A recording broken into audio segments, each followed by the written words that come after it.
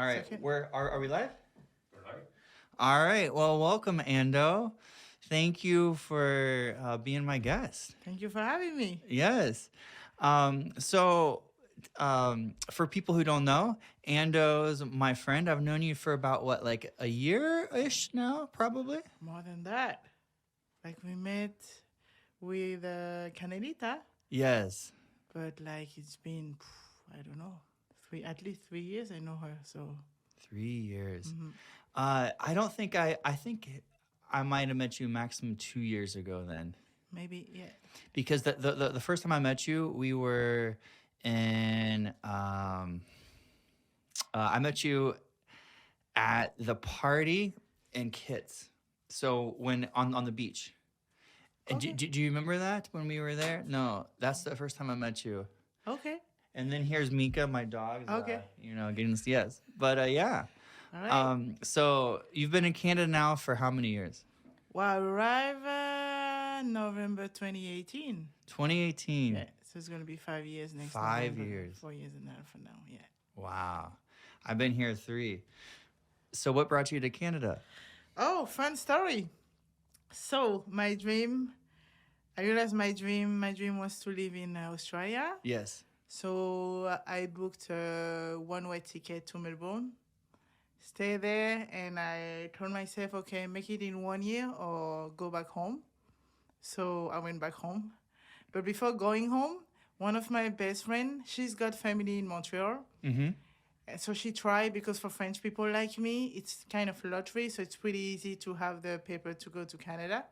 If you're French, it's easy to come to Canada? Yeah, with the working holiday visa, first of all, it lasts 2 years. Oh, really? Yeah, and then it's a lottery. So if the government, French government or Canadian government tell you no, keep applying until they tell you yes. Okay. So generally, when you have a couple, one got it, and the other one is following with a 3-month tourism visa, Mm-hmm. and then within those 3 months, you can have your working holiday visa too. Oh, so you can apply. How quickly can you apply? I don't remember. Like it's pretty easy because you don't really need a.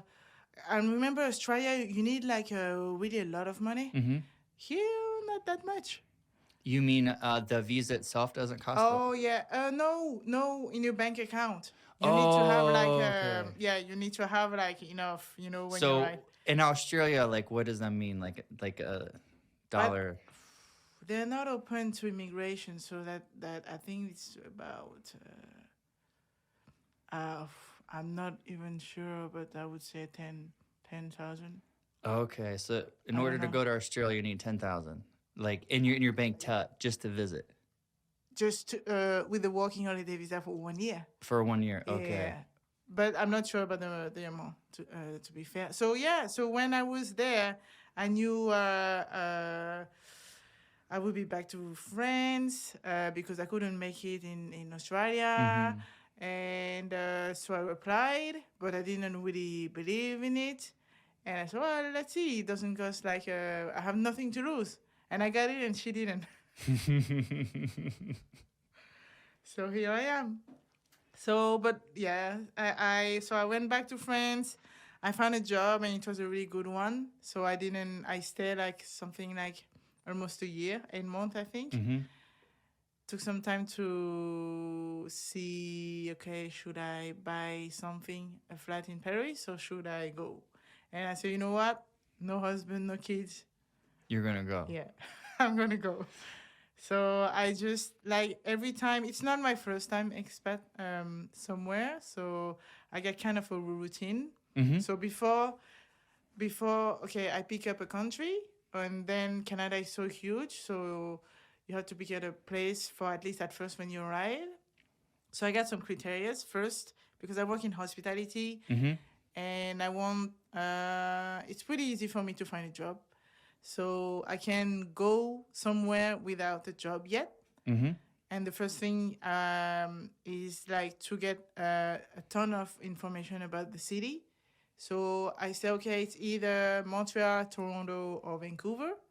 And as soon as it was like pretty fast, as soon as I collect, online, you see the blog and everything, French group on Facebook. And So I said, well, it's going to be Vancouver because you got a nice restaurant scene here, and Michelin guide is here now. So I didn't. Okay. So I picked up the right one. And then you have the mountains. I Mm-hmm. snowboard. I love snowboarding. You have the beach, and me from Paris, like you don't have the sea at all. And yeah, all in one city. So I said, well, and I play golf too. So here I it's a didn't know you perfect. played golf. Yeah, I do. Okay. How long have you been playing golf for? Ooh, 7 years. 7 years. Yeah, it's been a while now. Are you good? Like your Yeah, I hand? was addict before. But like since I came here, I didn't take the time. But now I'm getting back exercising. So golf and play tennis. Yeah, as well. You know, I was playing the last time I played golf, I was playing with my dad, and I took his driver and I went to the driving range and I went like this and I swung and the head went further than the ball. The head of the driver. Oh, that's And then that was the last time. I was like maybe like 17 years old, 18 years old. Oh no, you broke it. Okay. My dad just like, go out there and pick it up, son. Let's go. We ended the Yeah. outing then. Yeah, club are really expensive. Yes. That's why. Yeah. So I mean, and since I arrived here, honestly, the only thing. So it was the first time ever I stayed for more than 10 months because my maximum was in Melbourne 10 months. Mm-hmm. But I used to go for 3 months, going back 4 months, 6 months max.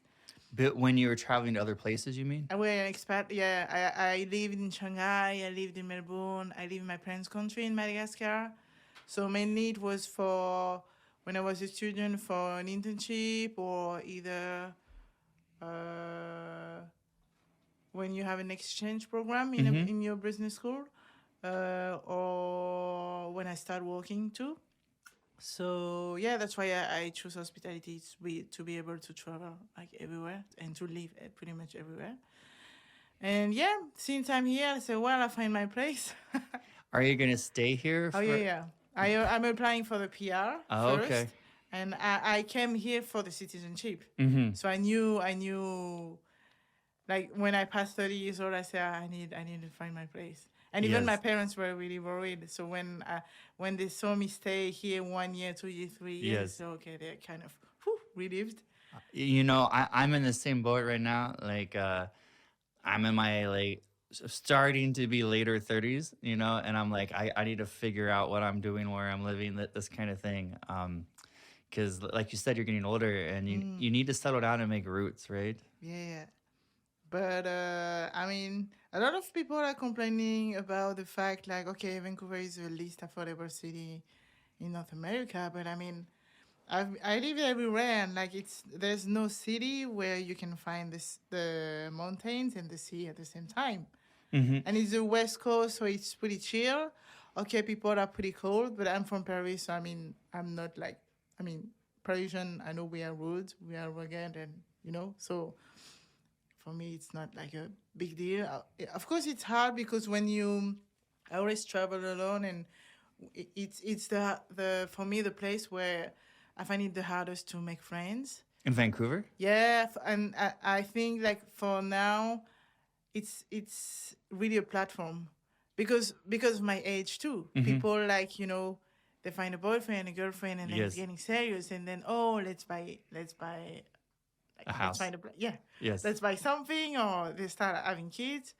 Here, forget about it. I mean, it's gonna be Expensive? yeah, but I mean, I don't think like most of people. I'm more like I'm really optimistic. For me, say, okay, I want to stay. So what are the solutions? Yes. Okay, I want to buy at some point a house. So what are the solutions? Well, let's make more money. Let's invest. Let's do this and that.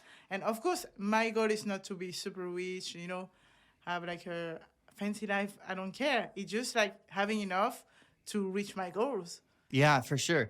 I think that's where I sit too. Like, my goal is just to be financially independent. You know, like that's all I want is like where if I don't have a job for 6 months a year, it's like, oh, okay. Like, it's the independence. Yeah, and if you have to get to a job here, I mean, I come from France, so I will never do that. to be honest. You, Having two you never jobs. do. Oh, two jobs? No, no. In France, you have to, one and plenty. One full time is enough. Okay. Because I work in hospitality, so you already do weekends, holidays, overtime, and In, it's pretty stressful. So I in don't France, you do that everywhere. everywhere, So everywhere. I don't want to. I want to have two jobs and more stress and yeah, no, it's not worth it. No, I agree on that. Like, I definitely, I'm from the U.S. and even in Canada, I see in people in the U.S. a lot more people have second jobs. At least, like where I'm from, like, and maybe there's parts of the U.S. that's not like that, Yeah. But in Vancouver, I don't feel it's a odd group, Like it's like in general, people are like laid back, like oh, they're not really worried about anything. Yeah, they're all part time. I mean, I'm surprised here. Even if you go do the grocery, in the middle of the Mm-hmm. week, in France, it's gonna be dead. Here, you have people. I say, how come you have people here? They're Mm-hmm. not working. I mean, Yes. now you're working remotely, so you can do your groceries whenever you want. But still, I mean, Yeah, no, it's I agree. It's unusual here. Like, but the one weird thing in Vancouver, I'm not sure how other parts are, but in Vancouver, it gets past 9 o'clock and everything's shut down. oh my god, this is something here. I don't like this. I don't understand. No, I don't get it. I'm like 9 o'clock. Where like where I'm from, like you're in college at 9, like let's go out, like we're just starting to leave, to get ready. Like you might have a drink before you go, like your night's starting to begin. Yeah, but here no, and like I come from Paris, so it's the city of life. So even at 6, like we used to party until 6 a.m. Mm-hmm. And so here, when I came here, I remember like the first New Year, I went to I don't know where to see the fireworks, Mm-hmm. and as soon as the fireworks was done, everybody was heading to the train station, and like You're like I was, what's happening? you're And like WTF, mate. yeah, I said, where are they going? So they're going back home. But I mean, it's like the party is still on, no? Oh no, it's done. And even like when you go to watch a Canucks like a game, Mm-hmm. we lost. Vancouver lost. On Yes. top of that, and then it's done. And like as soon as finish, everybody's hanging home. I say, what's happening? And I said, oh yeah, like it's finished. I said, yeah, but I mean like no, no, okay, people go home. It's a very odd thing. I know, like what bothers me the most is like restaurants. Like I like so sometimes 8 o'clock, 9 o'clock. I'm like I want to go out and get a nice meal. And it's hard to find. Like you go up They close. Robson Street or like Denman, and there's very few. Yeah, they close the kitchen at 9. I know. I'm like again, WTF, mate. Like Yeah, yeah. I mean, yeah. So I understand some people they say, oh yeah, it's good when we're too young. It's good if you have a kid or Mhm. So well, it depends. What are you looking for? in France, do you start your day as early as they do in Canada? Like, and really, it's a North American thing. Like, like sometimes, like where I used to work at a coffee shop, Yeah. and we'd open like 6 a.m.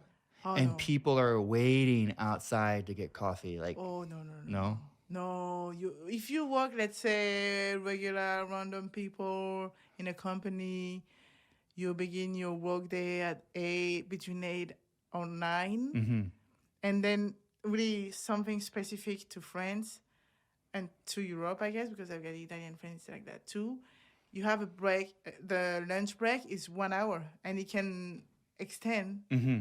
So you go out with your coworkers, or you have a meeting, and you eat. You have like a lunch place at your cafeteria at your workplace if it's a huge company, or you go out and you eat and then there is coffee break as well, really important for French people. Coffee and smoke break. I can see the smoke break for sure. Like, Yeah. when I was in Yeah. Italy, they smoked like chain Oh yeah, but smokers. French, yeah, we are worse because like it's like if you want to socialize, Mm-hmm. and I know when I grew up, I mean you have to be strong mentally to say no Mm-hmm. to don't smoke, Yes. to choose to don't smoke, because I got a lot of friends like they begin like that, and then you end up like you addict. So, but do people generally know it's not good for your health? Yeah, but the thing is, like the government wants to make money on Oh, yeah on that, so that's why they don't do anything for you to stop. oh, so That's the thing. Yeah, yeah. I didn't realize Oh that yeah, because the money come to their pocket. through the The taxes. government, taxes and they don't like here. The thing is like with alcohol, they raise the price. Yes, So then because they know it's bad for you, yes, so they care of you. yes. French government don't. They don't. They're like drink, No, they want smoke. the money. They want the money. Yeah. Interesting. But I will say about European culture that's very different about North American culture is drinking is much more like subdued. Like it's a bigger part of your culture, but it like in North America we drink to get drunk. A lot of people, but I Oh, feel like I see. in Europe it's less. Like it's more about just enjoying yourself. Like you might have 5 drinks over several hours. Like Oh yeah, yeah. Yeah. ver, And with ver, food. yes. I mean, mainly with food. Mainly with food. And in France, we have the apéro. We call it apéro. So it's Apero. yeah. So before dinner, you have like a uh, snacks or and alcohol. Or if you invited, let's say I invite you to my place and we're in Mm-hmm. France. So you bring a bottle of wine, you Mm-hmm. bring cold meat and cheese, and everyone is bringing something, and we're all sharing food. But before the meal, and so yeah. And I know in France you guys love food. Oh, we do. You do. I know. And like, Here it's like it's not too bad because in British Columbia we produce this peach. You have good wine. You have like a lot of berries, fruits. It's not too bad. But yeah, except that it's still America. yeah, Yeah. I'll tell you a story. Is I was with a French friend, and she's like, "Oh, I'm going to a party. I want to get cheese for a friend." And she's like, "You want to go with me?" I'm like, "Sure." So I just thought like we're gonna go in some store. We'll walk in, we'll grab some cheese, and then leave. Right? No. Like it's like she's like, let's go in the store, and then they have a conversation about the cheese. Oh, It's like what region is the cheese from, and then they come out and she smells it and she's like, oh wow. no, not this one, I don't think this one, like maybe this other one, and then like we're in there for 20-30 minutes. Oh wow. And then for me that was like an experience. I'm like, oh, this is different, right? Yeah. It's not like I just go in and I just get a block. I'm used to going, getting a block of cheese and going home. Oh, usually what I do, but it's my thing because I love pairing wine and I'm interested in wine. I just ask my friend, okay, I bring the wine, just let me know what we're gonna eat. And let's say my friend say, I don't know, salmon. I say, okay. So I have no I don't have a lot of knowledge. So I Mm-hmm. just read the label Mm-hmm. here at the back. Sometimes Yes. you say, oh, good fit, like pairing with a fish or pairing with cheese. I say, I just buy it and then that's it. Okay. So you're not as uh, uh Connoisseur. yeah, like, Not until now okay. because now I passed my certificate in Oh, wine. Yeah. there's a wine certificate.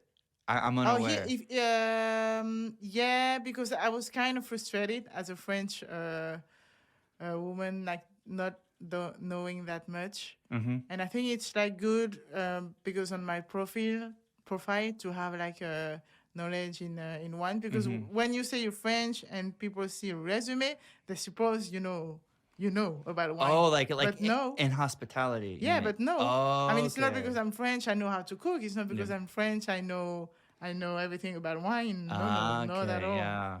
No. A little stereotypical there. Yeah, yeah. Because I did a management school. I did Mm-hmm. business. I didn't do I see. culinary school. I So see. I didn't do sommelier. So that's totally different.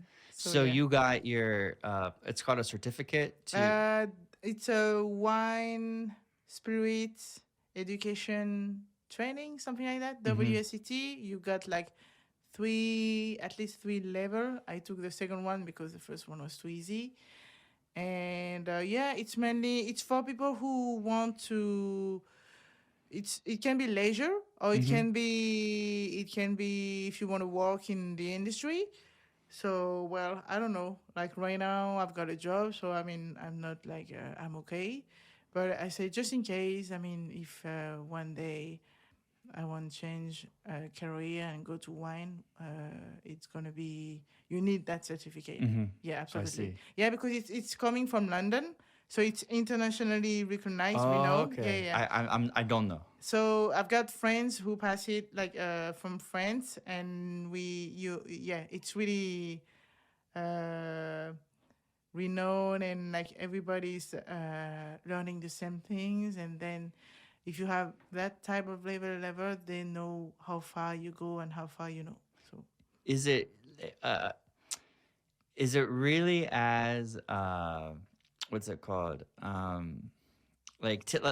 To me it almost sounds sometimes like a little like when people are like, I can tell what exactly like this is an expensive bottle of wine or this is a cheap bottle of wine. Like it seems like to me it's more is this true? Like can you taste wine and kind of easily tell if it's expensive or cheap or things like this? the price is not the price is marketing. So it does if you I mean in France you can find a €5 bottle and it's really good. Mm-hmm. And here you can find a $15 bottle, $20 bottle and it's not good. Yes. So the price is not like like it's not really accurate. It's not good criteria, but yeah, you test notes. You taste notes. Yeah, you Okay. taste like you test cherries, you test Okay. stone fruit. You test it, but you have to learn. Okay, I Yeah, can yeah, see. I know as I get older, I can taste a little more in like the wines. yeah. I can be like, oh, this has a more smoky Mm-hmm. flavor, or if this is a lighter, like fruity one. But it's for me, it's still like I don't know what I'm doing. You Yeah, know. but you notice what you like most. Some people say, "Oh no, like white wine, Mm-hmm. it give me a headache, so I cannot." Mm-hmm. I said, "Oh, really?"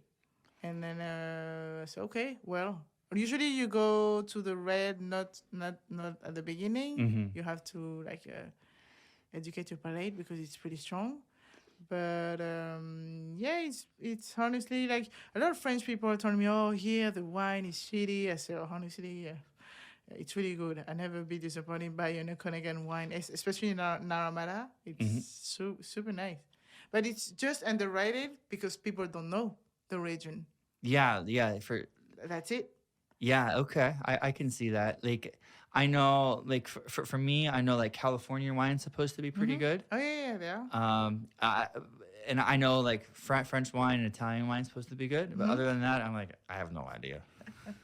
Oh, that's fine. In Tennessee, like so where I'm from, I forget what it's called, but like if you drive south and you go like in the Tennessee region, Mm-hmm. and might be in a little Kentucky too. They have a lot of like sweet wines, you know, Oh yeah. like it's very common. Oh. It's less. I want to say it's maybe less sophisticated than probably like which you're thinking, but it's like I remember I went with my ex there, and it was just a lot of sweet. Like I was surprised how sweet like the wine was. Oh. Yeah, here they do ice wine, but it's more Quebec side. In Quebec, they put ice in the wine, No, chilled. it's called ice wine because you pick up the grape when it's frozen. That's Oh, why that make so it sweet. you pick the grape when it's frozen.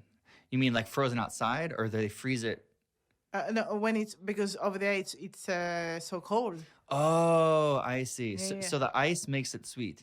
I think so. Crystallize the sugar. Yeah, Interesting. I think so. Interesting. Mm, Huh. I yeah. never knew that. You. I always learn so much. Like when I talk to people, wine. That's cool. Yeah, it's underrated. Wow. So, what prompted you in your life to like want to travel so much? Oh, I've been lucky because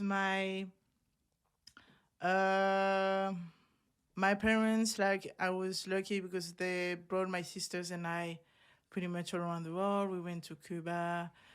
When I was younger, they wanted us to speak pretty well English. Mm-hmm. They knew it's going to be really important in our adult life, and they were right. So they push, like my twin and I, we went for 4 years. Each summer, we went to England, and each time it was a different city in England, but it's kind of like for, I don't know, let's say 1 month or 3 weeks or 2 weeks. You've got like English lessons in the morning, Mm-hmm. and in the afternoon you have activities. You visit like the place, and you're meeting people from your own age. So Okay. that's super cool. That's like it's still holidays, even if okay in the morning, it was like my where I got the better grades. So for me, it was fun to do that. And yeah, after that, I chose to specialize in hospitality because I got my bachelor's in marketing. And Marketing. I see that so many people in marketing. And for me, it's like it's it's to enter to the head of people. I don't like that. So I say, well, let's Okay. find something You, else. you don't like tweaking people, like No, and slyly convincing yeah, them I find to. it like Yeah, I no, no. wasn't totally okay with that. And then I say, you know what? There's so many people that want to do marketing, and I cannot stay. I knew at that time I cannot stay in an office. I need to move. Mm-hmm. So what to do? So I asked myself, what is your passion? Mm-hmm. So I said, oh, traveling. I said, oh, so let's do hospitality. And I started applying to school. And yeah, I got mine. And the first year was you have to do your training, your internship abroad. And so I went to China.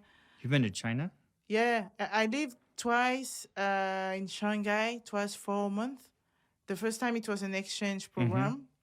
And the second time it was because I study hospitality. It was in a hotel in 1 hour away from Shanghai. Tough because I was the only foreigner. Did you learn any Mandarin or Cantonese? You have to, You have to? because if you need to negotiate. Okay. Yeah. So if you don't negotiate, so they're gonna give you, if you jump on a taxi, they're gonna give you they're gonna raise the price. Oh.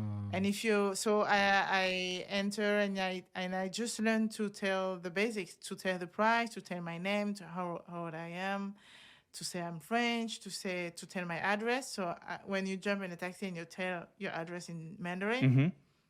you got the right price. This is a good thing to know. Like, and that probably works for most cultures. I would Yeah. think so. I had my buddy Menelaus, who was on here the last. Mm-hmm. He said that he gets in a cab, and then he just says like the address or something. I'm not sure if he spoke English or not. And then the guy is like $50, and then he starts screaming in Greek. You know, he's like, don't rip me off, blah blah blah blah blah. You know, malakis. You know, that's a word that it literally means a person who masturbates too much. Oh, wow. Yeah. And it's used everywhere in Greece. So he starts like saying, you know, like malakis, and then like the guy's like, okay, $5, you know. Yeah. I mean, it's pretty much everywhere. When you are a tourist, like you have the tourist price. But yeah, it's really interesting. I wanted to go there because I said, okay, so my first expat was in, I did an internship, it was an internship for my business school, but it was like more like a summer job in Disney in Florida. Amazing. Florida, yeah.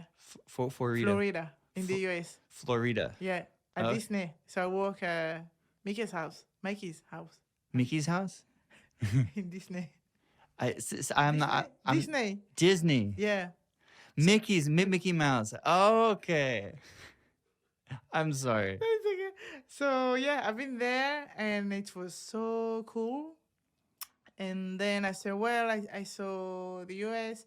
So what's next? I want to see where, I know that in China, they are like kind of fighting, oh, we are number one of the world, blah blah blah, Hmm. and they're really good at business. So I said, okay, I want to observe how they do, and yeah, they're really good at it.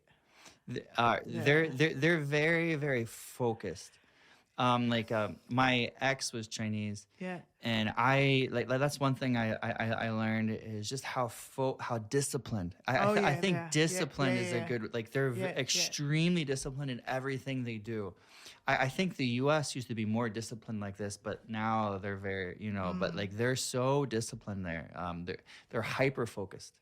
Yeah, and even like they kind of make fun of us because in France we have a nice school program, but in mathematics we are not good. Like compared to other, like the US about finance, blah blah blah. We are less good than you guys because it's the way we you teach the you teaching kids, Hmm. and so they say yeah in China it's really efficient the way and I remember one of my staff was explaining me, okay, in China, this is how we learn. I said, oh no, in France, this is how we learn. I said, see, that's why. I said, oh, that makes sense now. And yeah, so, and then always negotiate. So I said, oh my God. And it's so I learned how to negotiate over there because, when you don't really know Hmm. how to negotiate, you just have to dare. And then, of Dare. course, Yeah, yeah, yeah, to yeah. dare doing it. Yes, yes. And I mean, then after like some time of practice, they say, "Oh, I'm raising my game, right?" No, yeah, I'm with you. Like, for I learned negotiation from being around people who are good at negotiating, right? Like I'm still pretty bad at it, but it's a skill and you have to practice. Yeah, yeah, and like they told you one thing in China because they're so good at negotiation. So they tell you, okay, you won the negotiation when the Chinese guy or girl is mad at you. And so Oh, when the first times when I saw that, like, because it's pretty obvious when Chinese person is like, you can read the face pretty much mm-hmm. easily. So I said, oh yes. I made them mad. I'm doing a good job. Yeah, so it was so funny. Yeah, yeah. So it's like really interesting, tough for my internship because I was the only foreign years. So yeah, we don't have the same. When you come from Paris, that's why I wanted to start my career in Paris Hmm. because Paris you have to be perfect every day, 24 hours, 7 days a day, like a Perfect. week. What do you mean? I'm But not. the service, the thing is, like you Oh, have okay. you have like all the tourists have that perfect image from Paris. Mm-hmm. So that's kind when you work in Paris in hospitality, especially or in service in general.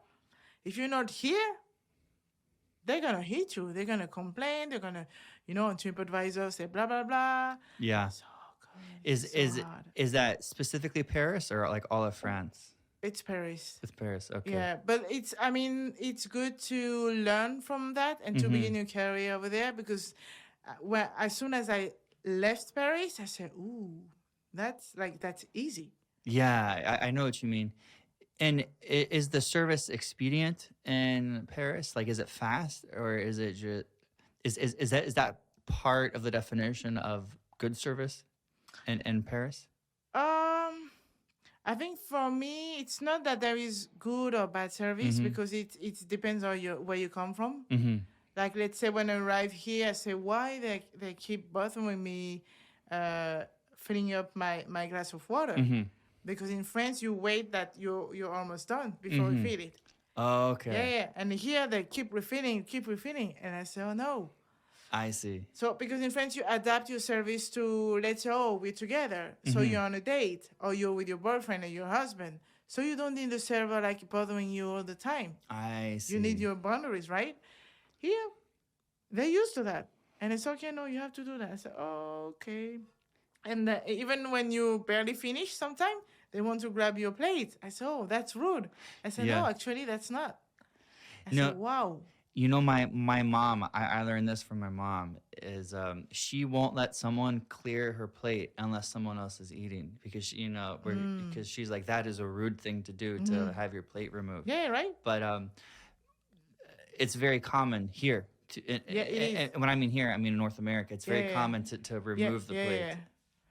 Things like that, and like in France, the bread is free.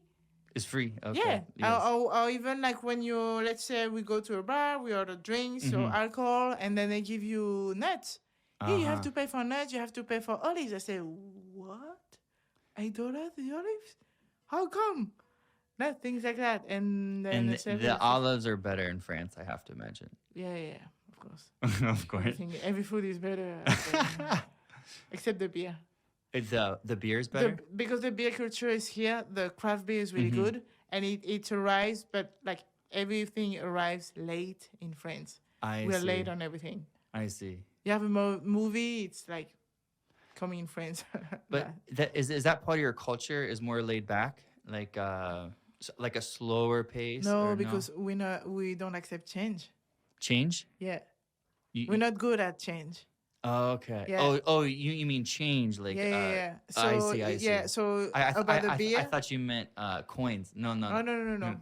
no no no no no. So I mean, if you have like about craft beer, Mm-hmm. about like I remember like as soon as I start like working and like expat over there, and I saw, oh my god, there's so many amazing concepts that we should do that in Paris. We can do that. We have the food, we have the drinks, we have people who are highly skilled, but we're not open to do. Like right now, it's pretty normal to have, let's say, a waffle house. So Mm-hmm. it's all about waffles, right? Mm-hmm. In Paris, I saw that here in the US, I saw that in Melbourne. The time it arrived in Paris, oh my God. Yeah, I there's a lot of Waffle Houses here in Vancouver.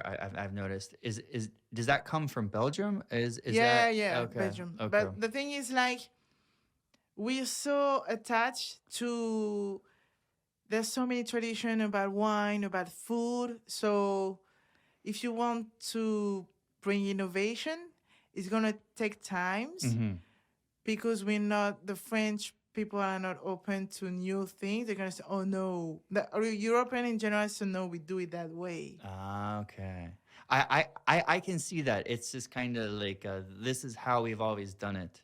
Yeah. Um, I can feel. I even feel that attitude in Vancouver a little bit compared to where I lived before. Oh, You okay. know, because I think one thing the U.S. does is change. Like everything's about change, right? It's like I got to make the next thing better. Everything you do, like next year, next month, whatever, has to be bigger, better, more. You know, like that's. I think that's in the culture. But I can see how that would be even more in Europe. That it's even less Yeah. than here. And the thing is, like, I keep spending almost half of each year abroad, and in France, things like how do you say, your brain is programmed and your behavior is kind of adapting like wherever you go. So when you come back home, you're someone else. And so Mm. it's harder and harder to come back and then see, oh, okay. And then I say, no, but why they think like that? I don't. And then I start telling myself, I don't see myself having kids here. I don't see, uh, first as a woman, Mm-hmm. because I come from the suburbs of Paris. So I Mm-hmm. used to commute 3 hours a day. Mm-hmm. And because I work in hospitality, Mm-hmm. sometimes I finish at midnight, like late. And then you have a 3 hour commute Yeah. each way No, in total. So in one and total. a half. Okay, 1.5 hour. I mean, yeah, that's a long time. And that's not safe at all. As a No, woman. no, no, No. no. I can see that No. 100%. And so this, a lot of things make me, like, kind of push me away. And this, and like the fact, I wasn't afraid. We are not really afraid of bad terrorist attack. And unfortunately, we got used to it. So thanks God now it's like stop, but we never know. But like the thing is, like, terrorists kind of attack our way of life, but all the world want to imitate Parisian way of, Mm-hmm. and a French like way of life. So it's kind, okay. They wanna kill like the part of us, kind of. And I say, no, there's no way. We keep going to the live music. We keep, like, we keep like sitting in a patio, and we keep like living our life. We were not afraid. But it's like tough because at some point it happens so often. The terrorist attacks? Yeah, in Paris, in London, everywhere in Europe. So like you always know someone like who lost someone in a terrorist attack. Oh, and Yeah, is it mostly terrorist attacks from? from Taliban. Uh, Yeah. So like the thing is like the target like on the suburb of Paris. So mm-hmm. kind of like long time ago when my parents immigrated in France. So they put all the immigrants at the border outside of Paris Mm-hmm. and build like a skyscraper where they can put them all Yeah. and do the job that French people didn't want it to do and underpay them. So it's yeah, it begins like that. And the thing is like in some part of like those suburbs, it's really dangerous, and kids like stop school like pretty too early, and it's like either you find a job or you don't work and you get uh, more money coming from the government, French government, because when you're not working, you're receiving money from the government, or you deal in the street, you selling drugs, so you earn more selling drugs than working. So the kids say, Uh, okay, so what's the point to work, or what's the point to work, because if I work I pay taxes, and then mm-hmm. if I don't work I earn the I can same deal from the drugs. government. I Yeah. see. So Interesting. yeah, and like in France we are money is a taboo. Money's taboo. Yeah. And I noticed that when I start living in the US and in China, it's not a taboo first, and it's like, oh, um, What do you mean money's taboo? so let's say we are friends, Mm-hmm. but I will never dare to ask how much you earn. Okay, so it's not like you don't like to talk about it. Yeah, yeah, I yeah, see. yeah, I see. yeah. I don't know. Oh, you got a nice flight, but I will never ask how much did you buy your new Okay. house or your Yes. new, Yes. things like that. And like, so and people are jealous of you because because of your success. And this is Ah. something typically French I never understood, because for instance, my parents, they immigrate and they finish they're both doctors, and they Mm-hmm. finish their studies the last year in France. Mm-hmm. And so they arrive here, and when they arrived, they were like not poor, but like they didn't have a lot of money. Mm-hmm. So and right now, like they live pretty well, but they work hard for that. Yeah. They study is like 15 years, Mm-hmm. and they struggle more because of racism in France. Mm-hmm. That generation, it's like another story. And yeah, and my best friend said, "Oh, your mom got a nice car, but she's got a SUV, and she work. Your mom, like you're 3 kids, and she started working at 50 years old, because you can do that in France. But my mom like work from like 12 hours a day. Wow. Yeah. I mean, people only see the beautiful car, but they don't see All the hard what work. brings you. Mm-hmm. Okay, what makes Yeah, you yeah, pay yeah. that beautiful car? It's not Yes. that she didn't steal that car. No, I mean, it's it come from like hard work. yeah. So yeah, so I didn't say anything at some point, and even when I was young, they bought me and my twin, like we had like a brand that were expensive. But I mean, like when you're early teenager, it's gonna last. You buy like clothes for your kids, but Mm-hmm. it lasts longer because you Yes. buy it like the oversized. Mm-hmm. Things like that. And I said, oh, you know what? I cannot anymore. I mean, and here it's totally reversed, especially in North America. They push you. Mm-hmm. It's okay, you can do that. Yes. And like it's like totally the way I got one of my best friend. She told she got 2 kids at that time, and then she told of like my other best friend. Oh yeah, so you know what, Flor? So it's the name of her girl. I don't want her to be. I don't. I'm not gonna push her that far because I don't. And my brothers told me too. Okay, no, yeah, because people don't like when you're first of your class. You know. Mm-hmm. I said, but you. So that means you don't push your kids. It's not the full potential of your kid. Yes. You don't allow your kid. Yes. You don't give that opportunity to your kid to Yes. success as far as she can do. Mm-hmm. And like I didn't say anything because I don't have kids first. Yeah. Yeah. I understand. So I understand. I have to shut up. And then I said, well, okay, it's totally different. I mean, and here, because in France, the way you grade, Mm-hmm. it's like 20 points. And even the comments, it's all negatives. And here it's reverse. So I say, okay, A, B, C, D, something like that, minus or plus, and they push you. So, and something so smart, and like, I think like that too, but I say, okay, you're good, let's say you're good at playing piano. Yes. So you're gonna push your kid like playing more piano instead of mathematics because mathematics, okay, it's important in your life, but if you're good at piano, let's pose your piano because it's easier. And then here in France, you have to be good at everything, but it's impossible. Yeah. And then we are the country. We have class from 8 to 4:30 to 5 p.m. 8:30 to 8 a.m. until 5 p.m. class. Yeah, School. yeah. Wow.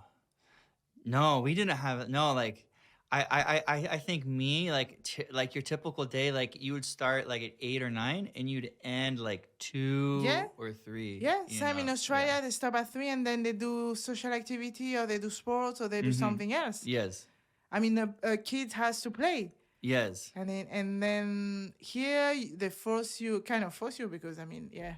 And the thing is like it's totally silly. The government each like right now the government each year they change something about the program, history program, blah blah blah. So oh my god, they're lost here. They're totally lost.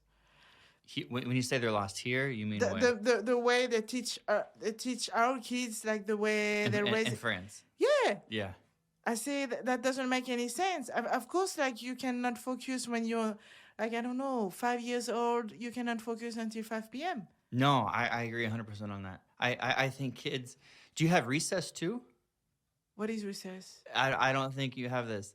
So like what we would do is like at you go to school at 8, right? And then you'll have lunch.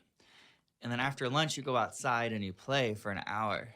So like recess was like baked into school. So like I think they stopped recess like maybe like middle school, so like 6th, 7th, 8th grade around. My memory is kind of faded, but around that time you like recess stops becoming a thing. But it's basically go outside and run, right? To get your energy out. No. No? You don't have this? No. You only have nap when you're a little kid, that's it. Only a nap when you do you have what's it called?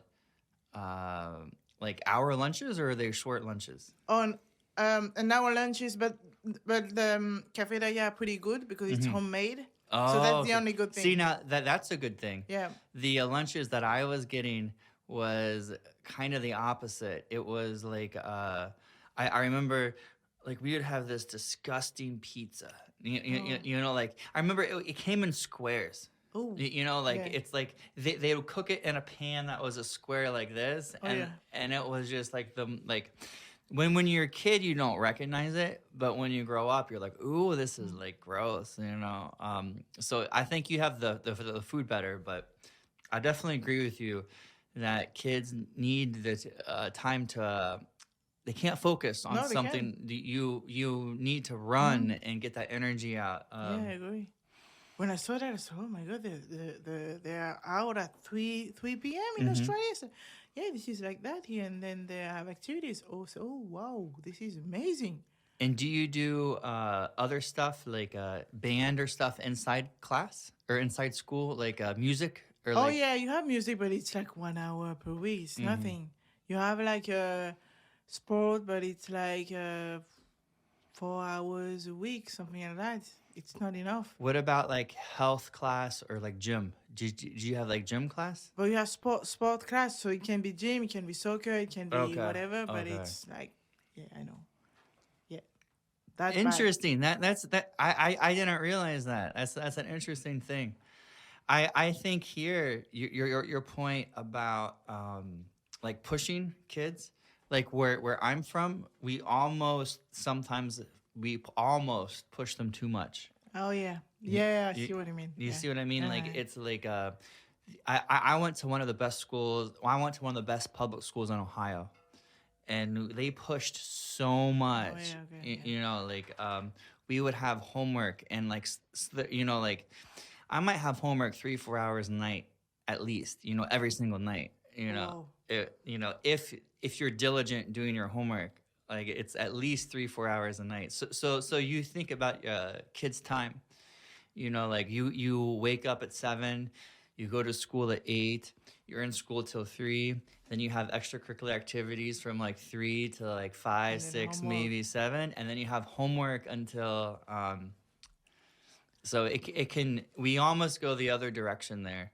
But I do like I never thought about what you're saying there, how we have that extra time, like the where we end at 3 for extracurricular activities.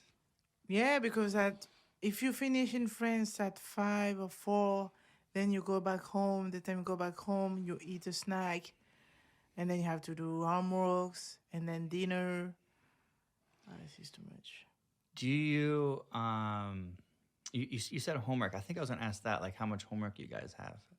Is it a lot or? I don't think it's a lot. I don't think it's a lot, but the fact you finish like later than Mm-hmm. here, I see. It adds up. yeah. And what about do you go to school all year round or do you have summers off? Oh, you have summers off, Okay. like 2 months, July and August. I know there's some. So my school was we had we had what was it called, like summer, like Summer break. summer break. Yeah, Uh-huh. we'd have summer break, and we'd have spring break too, and we also have like winter break. Those were our Oh big yeah, we ones. have a lot of holidays in Yes, France. I miss that. we A lot. but there's some schools here that are doing year round schooling. Oh, I don't know about that. So like that would be like you go to school for 2 months and you get 2 weeks off, or some Oh schedule yeah. like this. Okay, see. No, we don't do that. But the only good thing, it's like it's cheap. Except Uh if you huh. go to private school. I've Yeah. never been to private school except for 1 year, Mm-hmm. and for when I was a student. So when you go to university, you only when you go to a university in France, you only pay the fees. So it's 400 euros, something like that. Mm-hmm. So I mean, you have to pay like a ton, Oh. especially in Canada. If you're from abroad, if you're not Canadian, Mm-hmm. forget about that. They make a lot of money, and you're Yeah, talking university, right? yeah. Yeah, and university in North America, they charge Yeah, so much more. So like, yeah. to give you like an example, so like the school I went to in Ohio, I think tuition was like like $10,000 to $15,000 Yeah. a year if you're in state. Oh yeah, and yeah. and this was a public school. So this was Wow. Miami. So this was also like 15 years ago. So this was 2005, 6, 7. Something like this Mm-hmm. is when I started, and so 10 to 15 for in state. And then if you add your room and board or something, now you're talking like around 20, 25, right? But out of state students, like it was something crazy. It was like 30, like Yeah. like Double. You have to I double. I remember there were students who were like they were paying all together because, and also the schools had rules that you had to live on campus. They were paying 50K a year, like from out of state tuition, and then if you're international, it's more than that. So like, it's crazy. It's crazy how expensive schools are. I think there's no reason for it. I don't know all the specifics, but it's outrageous. And even before you're a student, you have to pay. I mean, in Canada, no. I mean, if you start to have a kid, you have to pay for preschool. You have to pay for everything. Here, do you? Okay, I don't know. I don't know. Like where I'm from in Ohio, most of it was paid through your taxes, right? So if you go to public school, most of it's paid through your taxes. Okay. Now the negative thing is, depending where you live, determines the quality of school. So like I said, I went to the one of the best schools in Ohio, right? It's because of location. You know, I went to I happened to live in an area that everyone there made lots of money, and because of that, it was all based on local tax dollars. Yeah, same in France. It depends where you. It depends of your parents' address. So some people are cheating. If we have friends, we cheat. And so now this is how bad the corruption is in the United States. Is the Supreme Court of Ohio? I don't remember how many times, but it was like 3, 5, 7 times, something like this. Stated they ruled that how Ohio funds their public schools is illegal to the Ohio Constitution. Oh wow! But all they can say is you're funding the schools illegally, but they don't have any power to change it, right? All they said is this was illegal, but the lawmakers, they didn't change it. And I don't know the stats. I think they're starting to change that. Okay. But for many years, like they made zero changes to that system. All right. Yeah, it's different. But here, like, they start school at 5 years, and in France, we begin at 3. At 3. Yeah, 3 years old. Now, do you do preschool before that, or? Oh no, it's like kind of preschool. I see. Yeah, so we begin at 3. No, I think you're right. Here, you have to pay for preschool. Yeah, right? you have to pay. And it can be crazy expensive too. Yeah, it is. And if you go to private school in North America, it's insane. I cannot imagine. What about France? Do you have private school in France? Yeah, we do, but it's not that crazy expensive. Really? No, not that. Like, I mean, at like when we went, it was okay, and like I know my little cousin went too. It wasn't too bad, but it was because public school was like going down and down. That's why they said, okay, well, you know what, I'm gonna pay for your studies then. I do know if you go to Catholic school, it's much cheaper. Yeah, I've been to a Catholic one, but yeah, only 1 year before. Yeah, that's it. But you have to sign up for things on the Catholic, like you have to like become a member of their congregation. Oh no, not no, in France. Not in France. Oh, no, you have only 1 year of Catholic. Religion. 1 hour of religion course. That's it. No, With a nun. That's it. I think my mom was telling me like because she went to Catholic school, and I think the premise is like if you want really cheap tuition, right? Like you have to go to the church. You know, you have to attend services, and you know like yeah, but it's in another generation. Yeah, true. So I'm not sure how it is now. And in France, we have a concept called laïcité. So for oh, what was that? I missed it. Laïcité. There's no translation. It's like for all the religion. Like we have in France, you have Muslim, you have Catholic people, Jewish. So for all those people living together in peace. So at school, you cannot show, you know, for instance, my mom is wearing, like, my parents were Protestant. So there is kind of the cross. Not a cross, but it's a column. It's a bird with something in his mouth. Anyway, so you cannot wear this at school. And You cannot show you're Jewish. You cannot show you're Catholic. You cannot show, in public school? No. Yeah, yeah. Sorry. In public school. And then, yeah. Except if you're in the Catholic school, okay, you have cross everywhere. But, yeah. But so if you go to public school, you can't show any sign of religion. No. That's interesting. Yeah, yeah. That's very odd. Like, because here, it's encouraged, Oh, right? yeah, here, yeah. Yeah, like freedom of at least in the US, it's freedom of religion. Yeah, but you have different way to solve that issue, to make everyone living in peace together. Here in Canada, they say come as you are. Yeah. In France, they say don't show who you are. It's just like in the way you dress. That's why we have so many debates about Muslim women wearing like a hijab, Yeah. It's like really a big deal. And That's okay. Yeah. It's totally different the way we. It's a different thing. That's very because different. we are a Catholic. We are a Catholic like a country originally, so we are not open to those kind of things. Even like today, 2023, we don't accept that.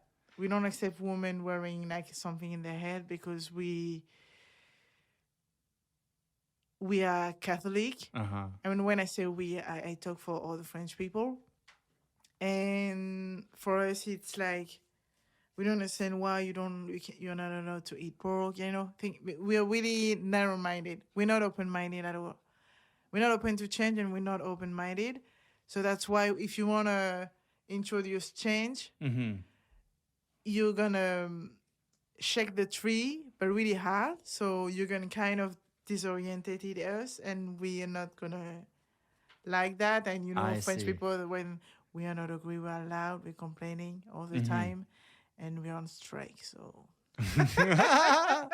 you complain all the time, but you can never get anything done. Yeah, interesting. So that's why things are moving so slowly, in my opinion.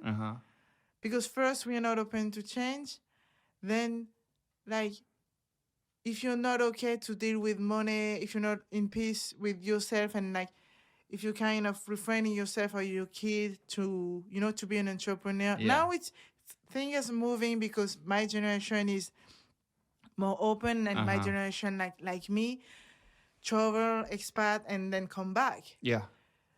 But it's still like, compared to outside, I say we're still late for me, but that's my opinion. So for you, did you realize this living in France, or like your mindset? Was it kind of like, was it closed and it got more open as you traveled, or did you just always kind of have that? No, because I travel a lot, and I'm a mixed race, so and I come from suburbs, so people coming from the suburbs, all my friends are half French, half Portuguese, half French, half Spanish. Oh, okay. My other friends are from Madagascar. I have only 2 friends where they are French rooted, like, I see, since generation and generations. But so I've always been open-minded, and I've always look for cosmopolitan cities like Melbourne, Shanghai, Paris. Here you have a strong Asian communities. Yeah, we do. Yeah, I feel really close to Asian, the way they live, or the family under the same roofs, things like that. And so I've always been open-minded, but it's more the fact, when you start living abroad for a while, you cannot think the same way as you were 6 months before. You didn't change, you just evolved. Sure. And you just open your mind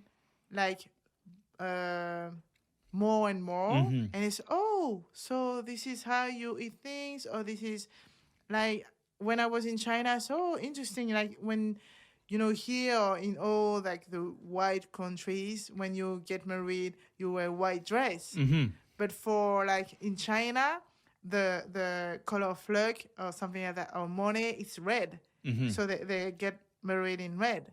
I didn't realize that. Yeah, so like small things like that, and like the thing is like, oh, if you don't try to understand people, I mean, like in France, it's rude if you're chewing loudly when you're eating, Hmm. but for um, Chinese people, it's rude if you don't make any noise. That means you Ah, don't appreciate what you are eating. I didn't know that about China. So That's yeah, you yeah, know, yeah. it's I know like, what you mean. Yeah, and yeah. when you're drinking tea, because they drink, it's not like warm, it's boiled. Mm-hmm. So if you drink the tea as an occidental, you're gonna burn your tongue. Forget about Mm-hmm. that. So they make a sound to integrate the air at the same time of the hot water. Oh, like Yeah. So okay.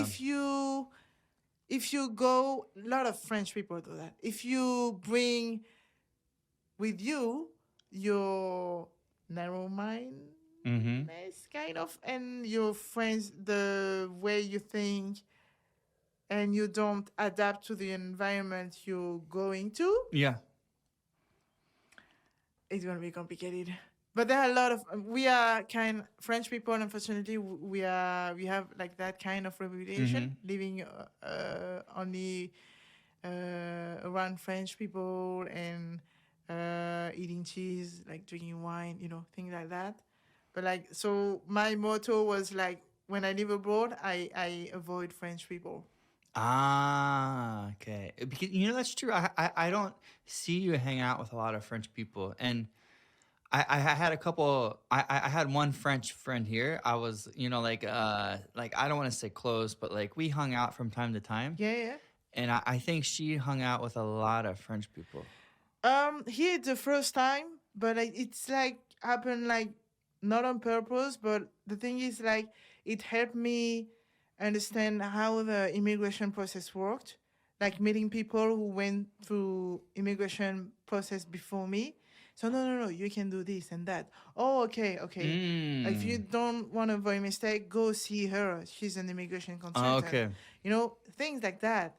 And like when you stay, that long far away, because I came back in France the first time 4 years after, because of pandemic. Mm-hmm. 4 years after, like, so I lived like literally 4 years in a row. It never happened ever before. And you need French people to make you feel like home. To Mm-hmm. do, okay, let's do an apéro, or even things like we think in the same way. It's you if you meet like people from the US. Okay, you're speaking the same language. Mm-hmm. You understand each other like easier, because yeah, it's totally different. And like here, the fact like it's hard to make friends as well. So It I is say, harder. oh my god. In Vancouver, it's hard to make friends. And like even if like I feel like you might be making a little leeway, you know, then you find out like, oh, you really didn't, and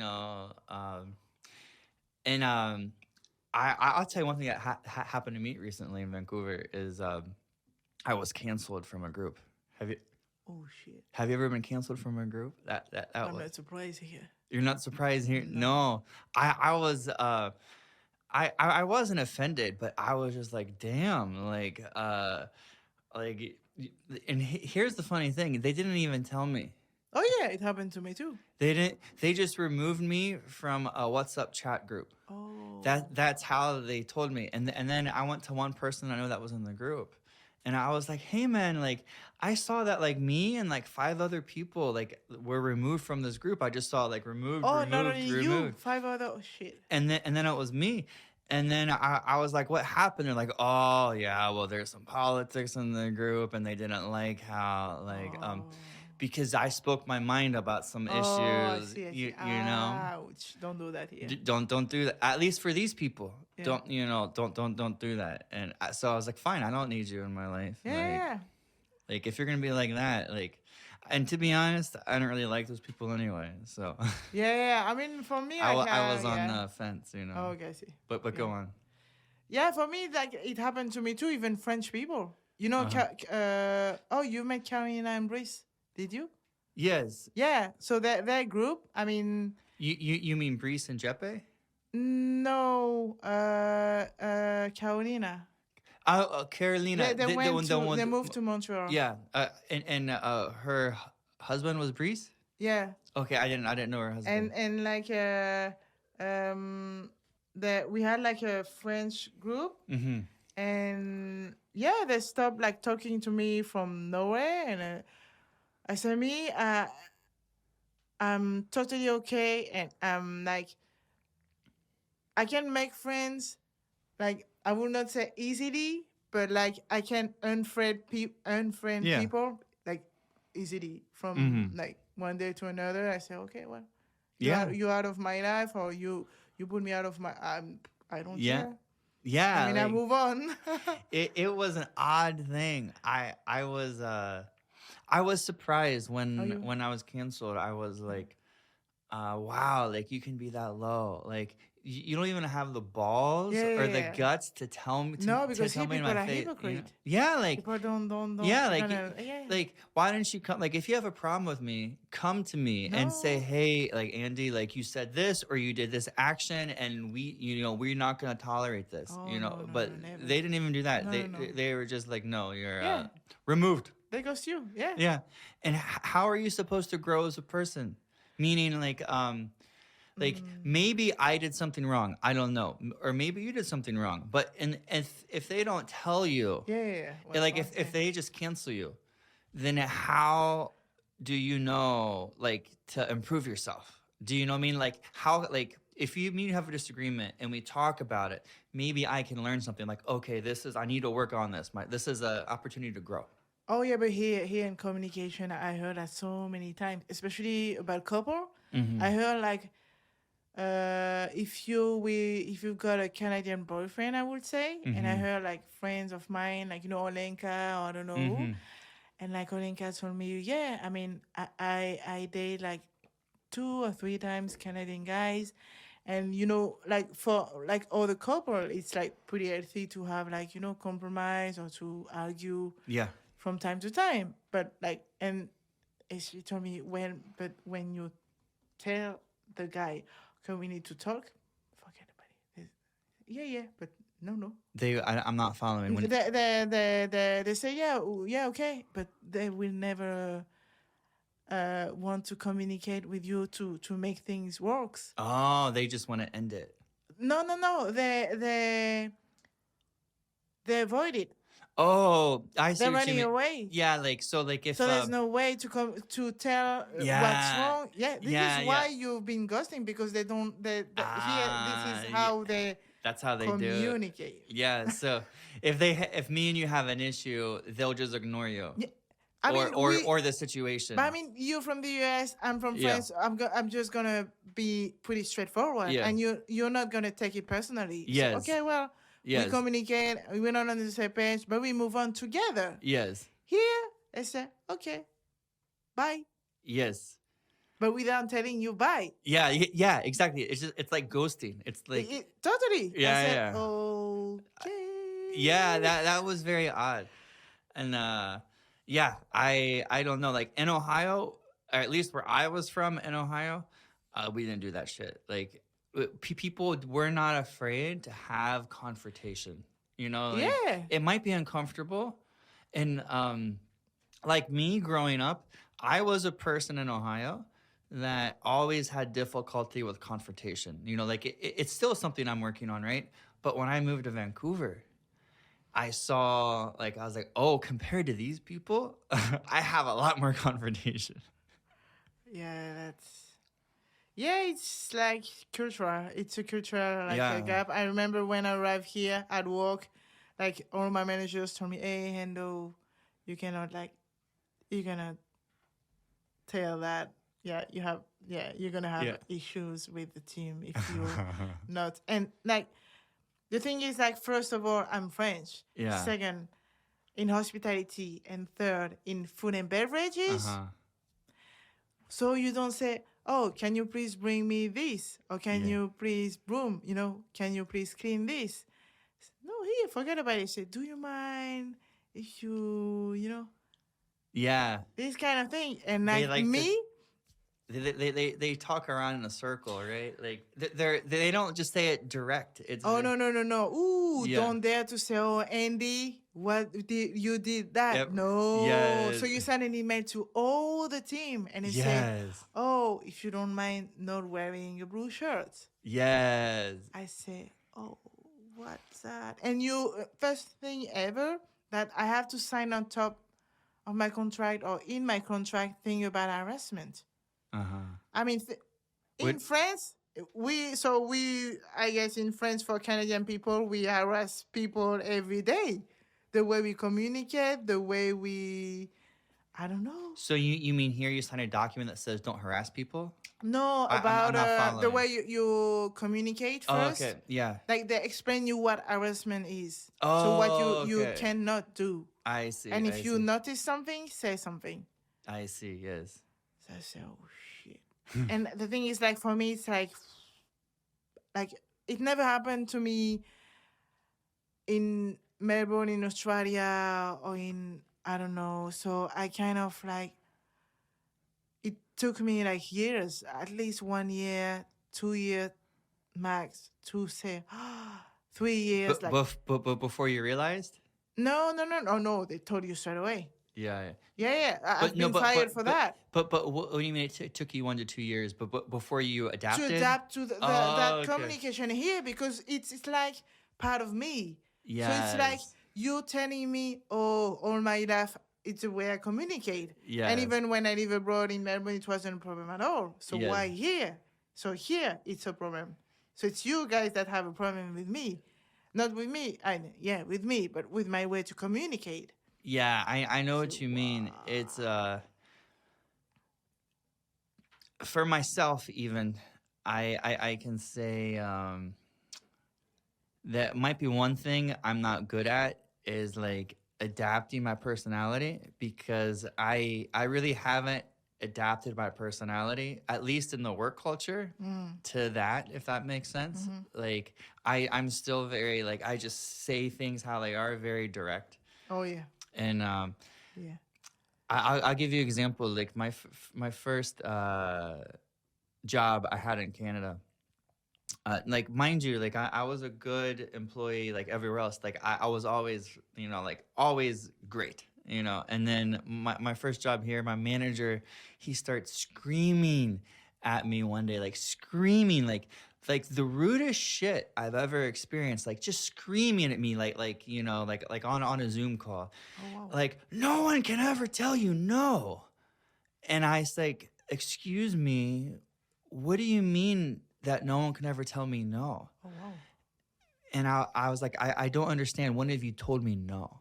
And then he's like, well, like on this issue, you've brought this up like a couple of times. And I was like, yes, because we haven't had a resolution, right? Like I bring up this is an issue and then nothing happens, right? And so I bring it up again. And he's like, oh, well, that's because when I say, maybe I'm not sure, or like I'll think about it. Oh yeah. That's my way of saying no. And then I tell them as I say, well, where I'm from, no means no and yes means yes. And you have to explicitly tell me no, otherwise I don't know. Oh yeah, yeah. So oh wow. So that was a learning experience for me. Yeah. And then now I can start to like now I can start to pick up on when people have an issue with But the you. thing is, like, here for immigrant like us, you have to learn it the hard way. Mm-hmm. Yeah.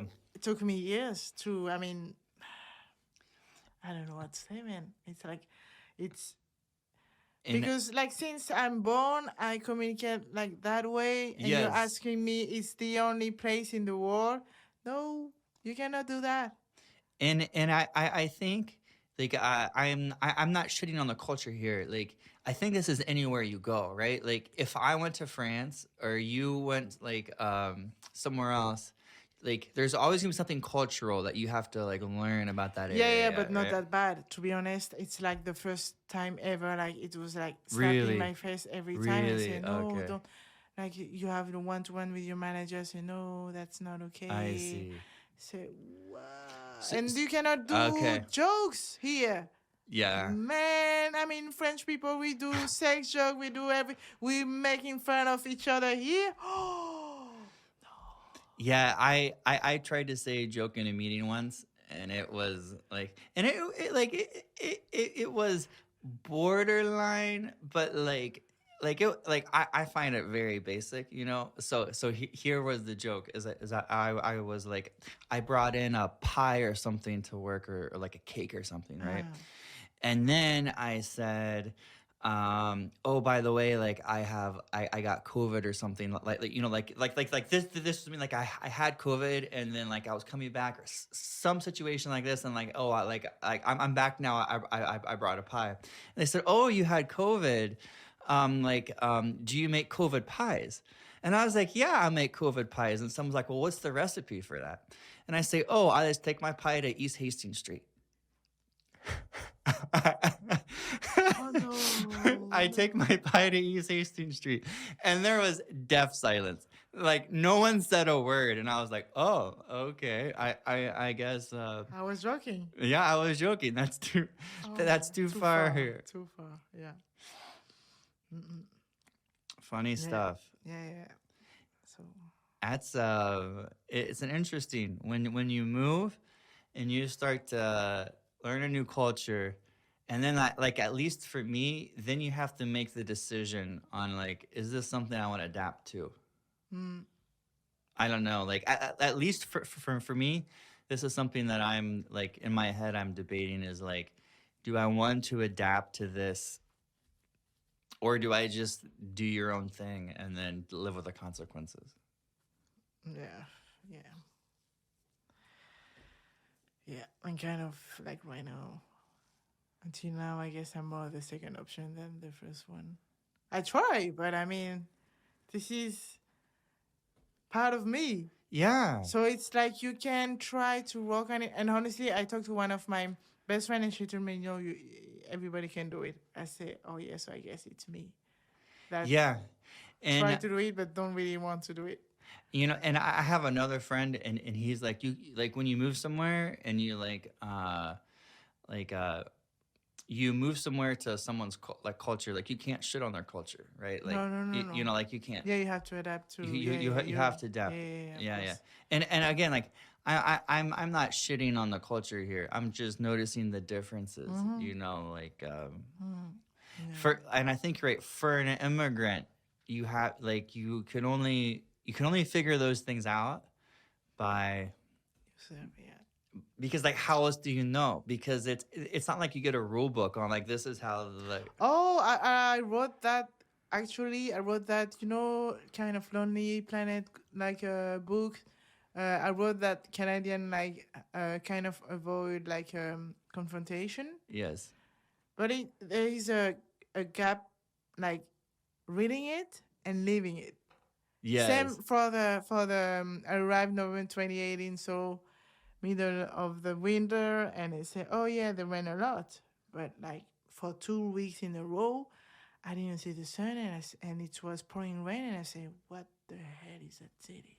Yeah. So Yeah. so depressing. And then I say, oh, I start seeing the sun, and one of my best friends did the same, like join me to live here, and I say, oh, here's the sun. I said, yeah, so what? I said, no, but I didn't see the sun for 2 weeks. Yeah. And then she realized, like by herself, how is winter here? Yes. I had the exact same reaction when I moved here. I moved in January, and so when I came, it was snowing. It was one of these odd times when it was snowing, and so it was snowing. And then I remember, then it just started to rain. Like it went from snow to rain. Oh, well, yeah. And then I was there for like 2 weeks or 3 weeks, and then I was like, hey guys, like I haven't seen the sun. Like, when does the sun come out? And someone looks at me and laughs like, oh, it's gonna be a while. And like that's when I learned, I'm like, oh, like it's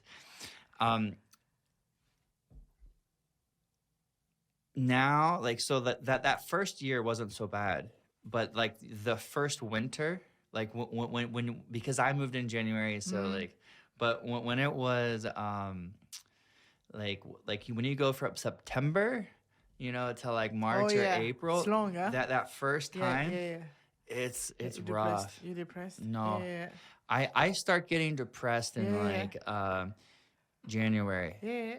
like No more. December, January, like when the sun goes away, like I noticed a different effect in my body, Yeah, and I don't know if I can handle this. Like when I think about my life long term, I'm like, is this something I want to sign up for? yeah, I don't know. yeah, yeah. Yeah, this is something. But then you come out and you have a day like today, and then like on a good day in Vancouver, the weather is unbeatable. Yeah, but this is 3 months in a year. I know, That's I the know. problem. It's the problem. Yeah, yeah. So I don't know what to do on this. So yeah, I mean, it's I see this pattern now. In the winter, I'm like, life is terrible. And this, oh, but it's not that bad. Vancouver's a beautiful city. yeah, yeah. It's tough. What was the toughest thing for you? I'll rephrase the question. In all of your immigration travels, Mm. what's been the toughest thing?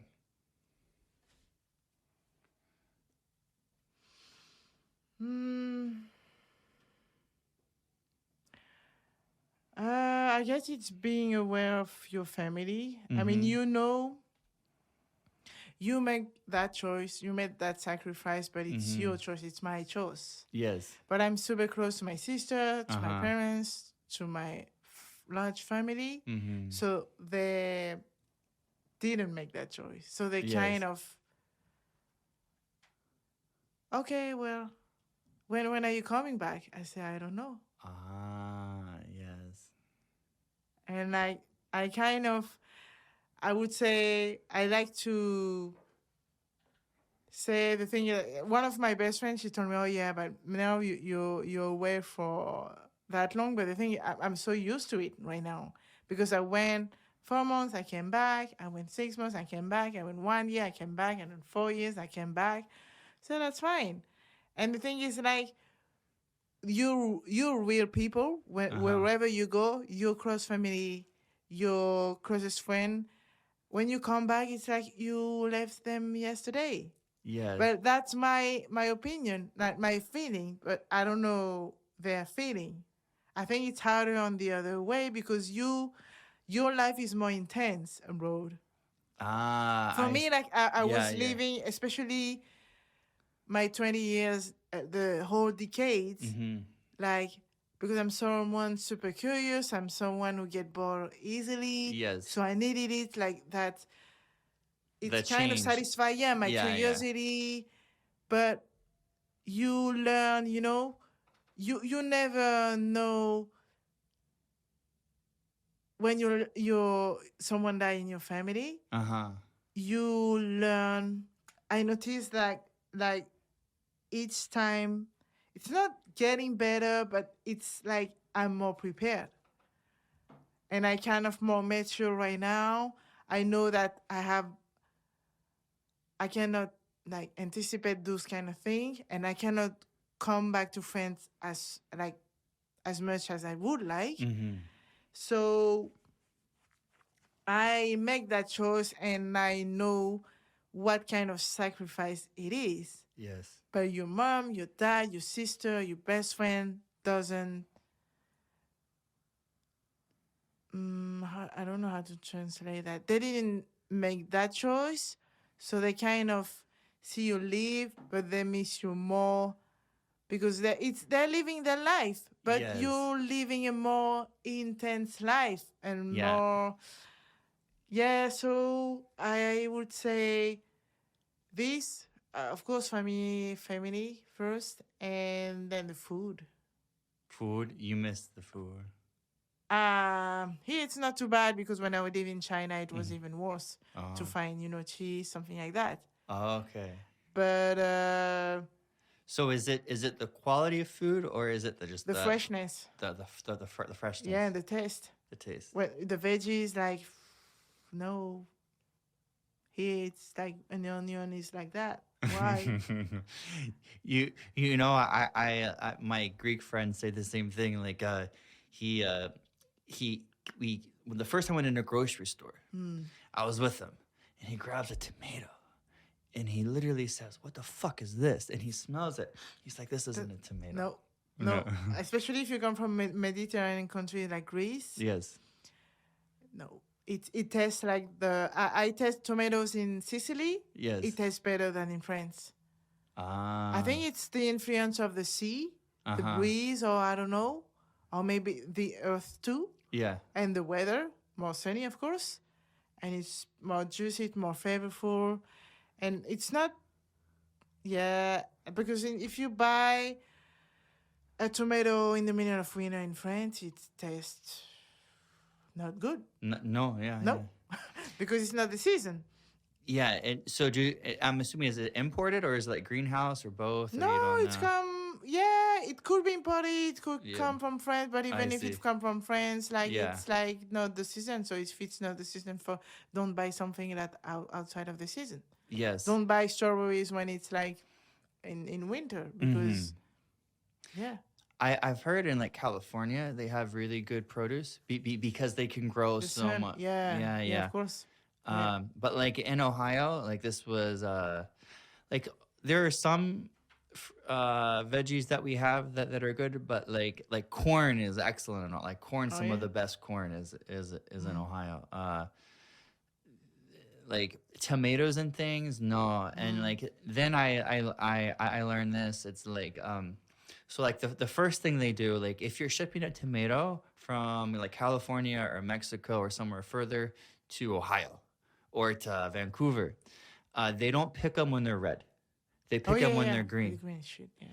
And they do that so they don't break in the like and Traveling, yeah, and shipping because they yeah. can't pick, right. Yeah. And then the other thing is, so then they have to put red dye in them, so they inject them with red dye to turn them red. Oh wow. I And didn't then know.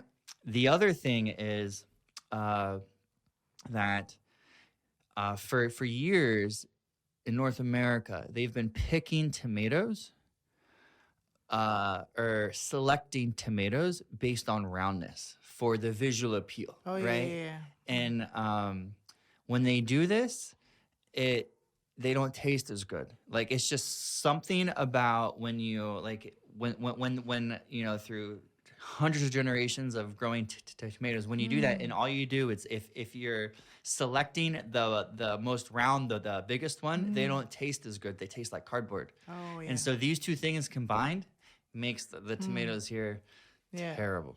Yeah.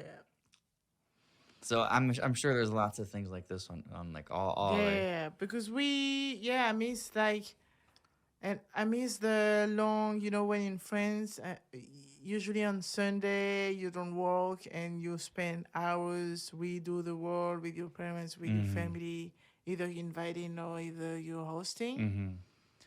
So I always say, okay, French people, even if you don't work in hospitality, you know how to host. You see, we do like you. Yes. So we're gonna put things on the plate. yes. You don't open the package and that's it. Things like details like that, and it's Yes. not a big deal for us because we grew up like that. We Yes. saw our parents do that, so it's like okay, Yes. well. So yeah, little thing like that I miss the most, I would say. I'd say where I'm from, there's both cultures there. Even my on like my mom's side, I'd say like presenting. I don't know if that's true. But yeah, there's a lot of occasions like when you're like when you're having like a feast or like you're having people over, like you put in a nice plate and like this kind of thing. But then there's also the side where you might not do that if it's just like one of your friends coming over. Like I always like doing that though. So Yeah, and like when I start like having nephews, like it's even tougher because they grow so fast.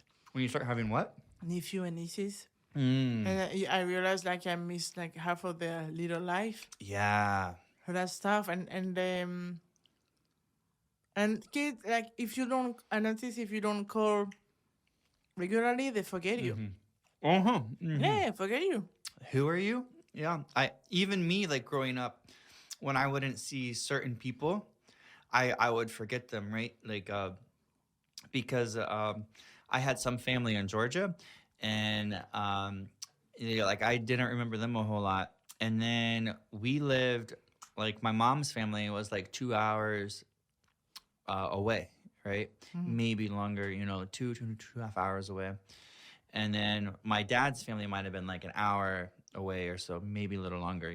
And even that little distance, you don't see people as much. Yeah, and like, and the thing is, like, you have to find the right balance because if you call too much, Mm-hmm. they're sad, and they're always, oh, so how is auntie? And like, oh, I miss auntie. Mm-hmm. And like the first time I went abroad in Australia, people they were too young, but the second time in Canada, so like they both, not both, but I mean the tallest one start to tell each of my sisters, oh, like when one of them sit like on the car because he's my godson. Mm-hmm. So he said, oh, so this place, at the back of the car in the middle seat, this is like auntie's end of place, Mm. seats. Said, oh, what did you say? I said, oh yeah, this is, I say, this is Endo's seat here. So, but she's leaving and she's not coming back. We don't know when we're gonna Oh. come back. And I said, no. And then they got mad. Oh, I can Yeah, see because this. and I Yeah. said, oh no. So that broke my heart. But yeah, so you when you live abroad, you start to know, you appreciate more Mm-hmm. those moments, and you live it like you're 100% here, like Mm-hmm. not on your phone or Yeah. like not dealing with emails or whatever. And like you kind of have always like a moment like, oh, I'm here, but I'm kind of like doing like 360 pictures, Yeah. and yeah, so it's like, yeah. And I think like the more you're far away, Mm-hmm. the more you ask for news. If I Mm-hmm. was in France, living like close still where I come from, Mm-hmm. I think I would ask for news less, and like I would be less. But for instance, I've got, in pandemic, like some Parisian people like left the suburbs, left the city, and went live like further in Mm-hmm. the Provence. And so my cousin, like my cousin's partner started saying, "Oh, we really appreciate like you always ask for news. You're always kind, and you and I got another cousin in Montreal. So Mm-hmm. it's only two of you." And I say, I wasn't like I said, for me, I don't make any effort. Like okay. I said no, but like the other cousins and their friend, like there's some friend like they lost contact, or they have less contact because you're going, we cannot say, hey, okay, let's have lunch together like Yeah. this weekend. You cannot anymore because you No, live no. 5 hours away. Yes. I said, oh, okay, well, you're welcome. Mm-hmm. And I said, oh yeah, so maybe if I would like be less attentive to those kind of things. If you live If there. yeah, because Yeah, when yeah. you live close to your family, it's okay. You don't pay attention. You live your life. You have kids. Blah blah blah. Mm-hmm. You're busy. Okay. So I don't know. Yeah. Yeah, I don't know. Like I know um so growing up on my father's side, his family was so close. Mm. Like he would, even though he lived an hour apart, he'd see them every single weekend. And Oh wow. when he would travel there, he would stay for, you know, a lot of times more than one day. But even like for him it was no big deal. He didn't care to drive. He's like, I drive an hour there, I drive an hour back. It's no big deal. I'll spend even just to spend 3 hours there or 4 hours there, however long. So I saw that, but then I also saw other, like my mom's side, they saw each other, but it wasn't that frequently, Yeah. right? It was less, and it's interesting when I can see as an immigrant, Oh yeah, Um, yeah. Okay. trying to because you can't have those experiences, Hmm. trying to stay in touch more, Yeah. So for I sure. always try to find, because I was away from my family. I Mm-hmm. always try to find something similar. Of course, you cannot like have your family with you when you live abroad, but like I remember when I was in Shanghai, Mm-hmm. I'm not into kids. I wasn't into kids at all. I never babysitter, never ever in my life. But I did it once. He was 10 years old. He was Mm-hmm. big. And because like they live far away from Shanghai, but when I Mm-hmm. went there, they host me. So I got Mm-hmm. my own room, Yes. plenty house. I mean, house, get dinner, homemade dinner, and me, it's like I was at my parents' place on Sunday, and they were like speaking French, so that it was so good. And my roommates, I remember they were so jealous of me because I came back, oh, I ate like that meal, it was Yeah, so yeah, yeah. good, and so yeah, it's like and right now, like same when I go, I'm so excited when I go to see my boyfriends, like my family know, because I say, Mm-hmm. oh, I'm kind of like recreating that thing I miss in the most. Because before meeting my boyfriend, I said, Mm-hmm. well, I told my family, I said, I just wait for my permanent residency. As soon Mm-hmm. as I get my papers, I'm gonna live in Montreal, Mm-hmm. because there's no, I mean, here it's expensive. I need my family, and I've got like two of my cousins living there. I'm super close to them. They're only Mm-hmm. 1 year apart from me. And so, yeah, I say, oh, well, you know what? There's no, all my friends are leaving. So for what? There's no, I can find a job everywhere. So I speak French. It's okay. I speak English. Okay, it's even Mm-hmm. better. Okay, the winter is gonna be tough, but I mean the body can adapt. Like that's not a big deal. But I say, yeah, and then I told myself honestly the only thing that can make me stay is love, and you don't choose when you're gonna fall in love, Yeah, and it yeah. happened. I said, ah. So when I start saying, oh, I got a boyfriend, so but are you still planning to come to Montreal? I said, ah. I Ah. don't know now. Like it's kind of mess up my Yeah. plan, Uh, do you think he'd go with you? No, at the beginning I say I will try because Yeah. his mom is from Montreal. Ah, okay, I can okay. try, but like he never traveled. He's like really North Oh, American. okay. Like, no, the further he went, it's like Montreal, Mm. and yeah. So I say, and his family lives in Coquitlam, and his family is like his parents. He's super close to his family, Mm-hmm. but they live in Coquitlam too. So man, it's gonna be. If you want make him move, he never travel. I say, oh my. When I told that to my friend, he never travel. I say, what the hell? I say, how come? So why? Yeah. What? And so yeah, like I mean, travel where?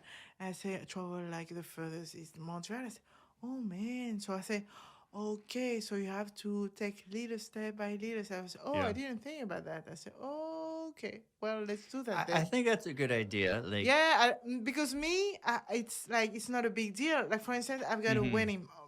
Both of my best friends are getting married together in Mexico Oh, okay. next year. So I told my boyfriend, okay, we're gonna go there. I mean, there's no way they met because of me. Mm-hmm. I cannot miss that event. I Yes. cannot. So I said, okay. So before it was no, and then so, oh, I got a cat, and then okay, we go, but only a few days. So I'm kind of like okay, Yeah, and yeah, then yeah. one of my said to me, no, it's such a huge step. Just like bring him to Montreal to visit your family, or just bring him Yeah. like outside of BC, both of you, like just go, like don't bring him straight away to Mexico. It's like no, there's Yeah, no yeah, way. yeah, I yeah. mean, it's not like you all say, okay, I go to Mexico. It's like okay, that's not a big deal for me. But like he never. Don't forget that like put you on his shoes. He never go away. I said, Yeah. oh, okay, makes sense. Yeah, like there's a lot of people where I'm from that they've never Yeah, left. it's a North America thing, Yeah. because it's your country is so huge. Yes. So even like traveling in BC, Mm-hmm. it takes some time, huh?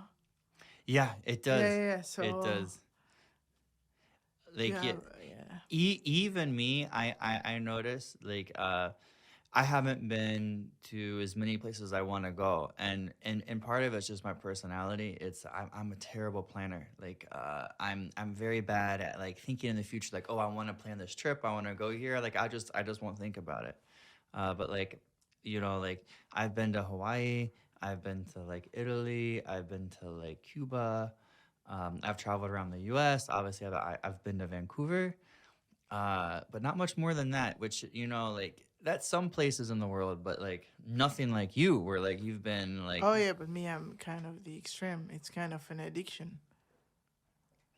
So that's interesting. It's an addiction. Yeah, it was. It It was. was. Yeah, because like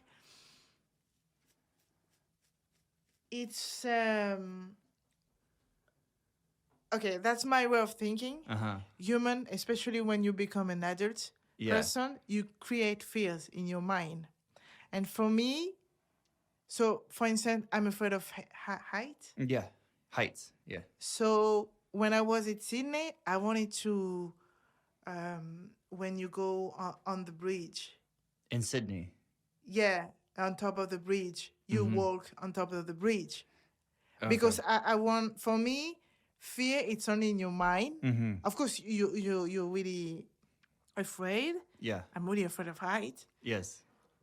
But I wasn't before, and like becoming that adult, so I start like, because I've got the vertige as well, but it's this is in my gene from my dad. But like for me, if you have a fear, you can overcome it, but mentally first, and then physically, Yes.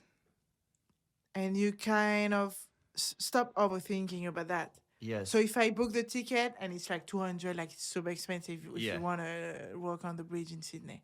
I didn't know Yeah, that. yeah. So it's like when you go, you go. You Yeah. paid for it, so you cannot say, oh, too high. No, forget about it. Yeah, Like yeah, just yeah. like don't think. Like go. Yes. And so it was the same. So each time I booked like one-way ticket or whatever, and the first second I sit in the plane, and it's at that moment, boom, the fear comes, and I said, what am I doing? Mm-hmm. Like I'm crazy, or what am I Yeah. doing? This is insane, and the more I did it, the more I was looking for it.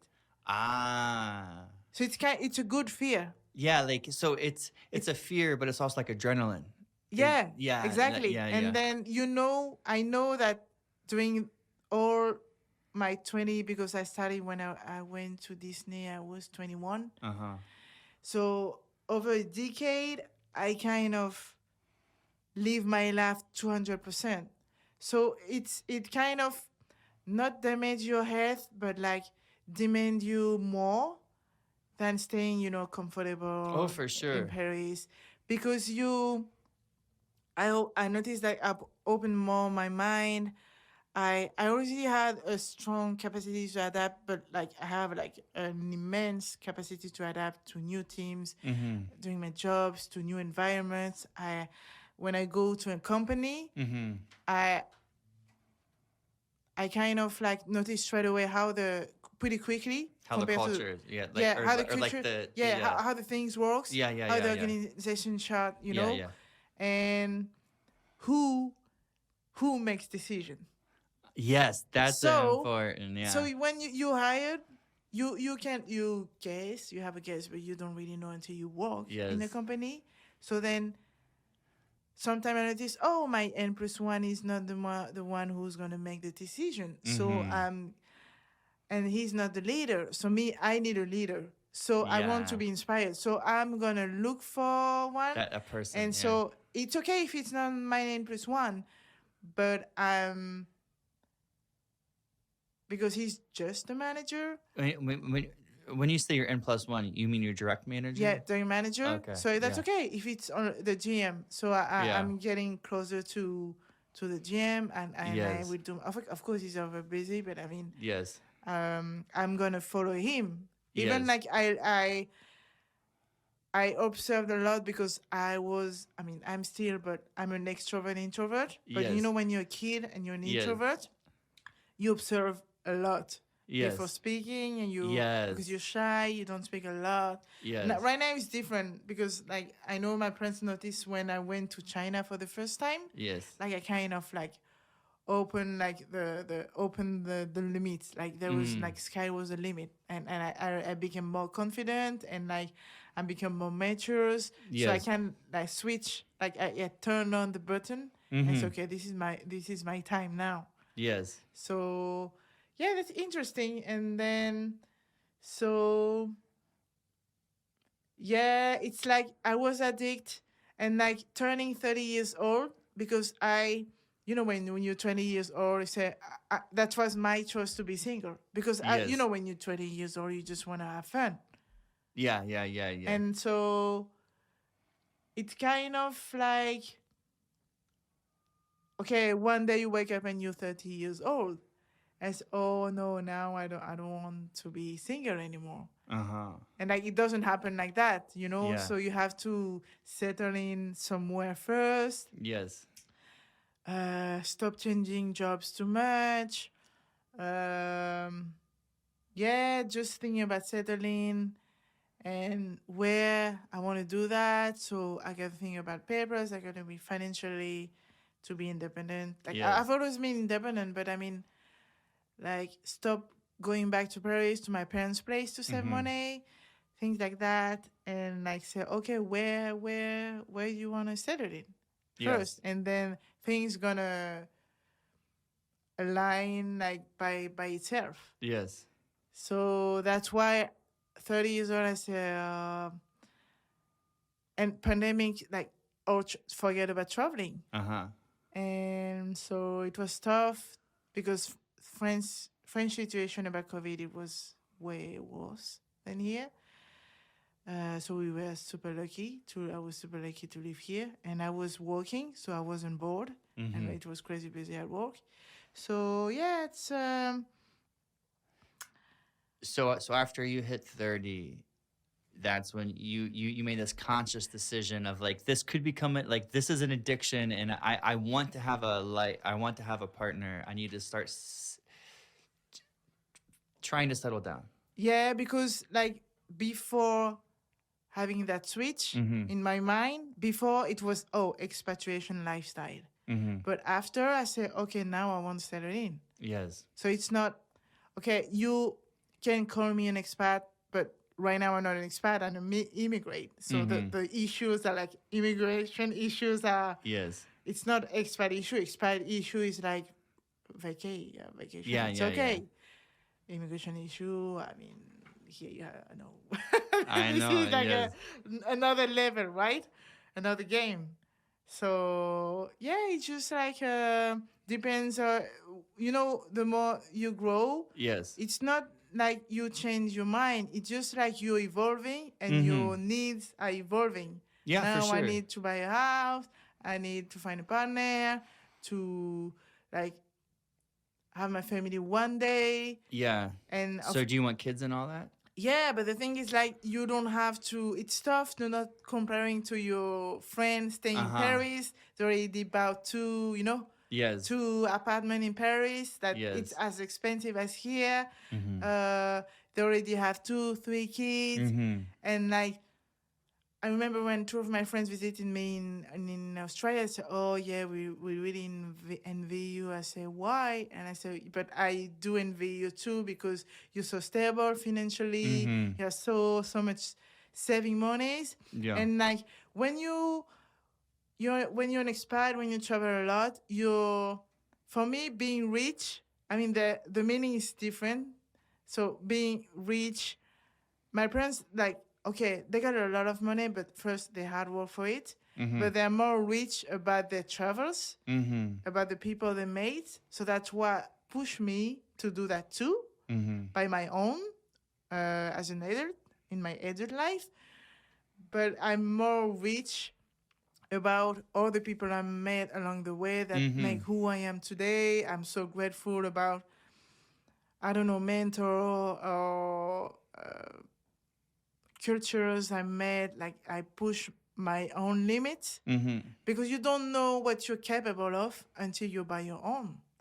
I think that's true. And when you're broke, believe me, abroad by yourself, and you're so used to get your mom, oh, I need money. Okay, Yeah. darling, how much do you need? Forget about that abroad. Yes. Forget about that. I say, okay, so let's find a job. So let's like do extra work. Let's find a casual one, or let's do something extra, or let's spend less. And I realized living abroad that I don't need that much money. Mm-hmm. I don't need like, I don't want that. How can I say that? I was really comfortable about money when my mom and dad like had me, but I don't need that much money, because I realize it's not about things. It's all about, People. yeah, feelings, experience, Mm-hmm. like love. How more, like, loving someone Yeah. as Yeah. more, like, it's more valuable than having a great car. Yes.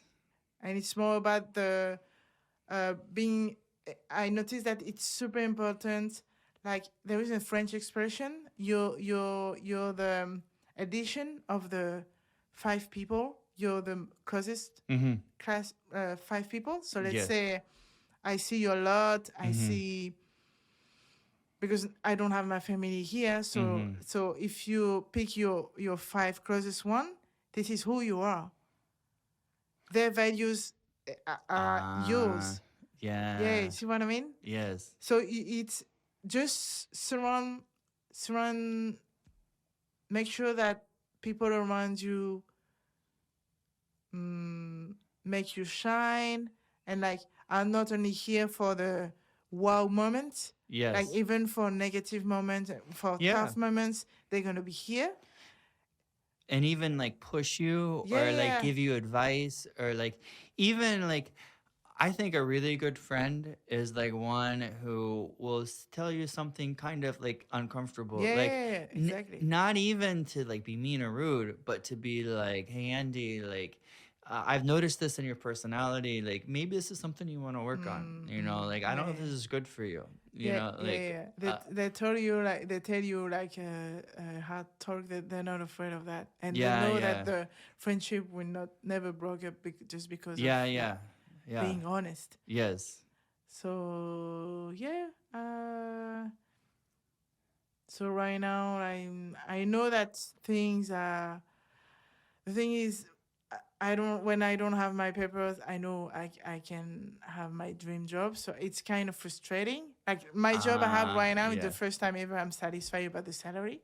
okay, I always, because when you immigrate, you have to make sacrifice. When you go yes, to abroad, okay, let's say I was a manager in France, mm-hmm, so you cannot be manager straight away here. mm-hmm, You have to show to Canadian people what you have.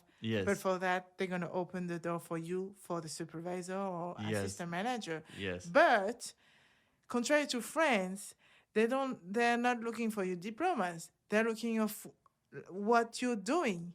uh-huh, here, Since yeah, you hired, and they can bring you to the manager position in no time.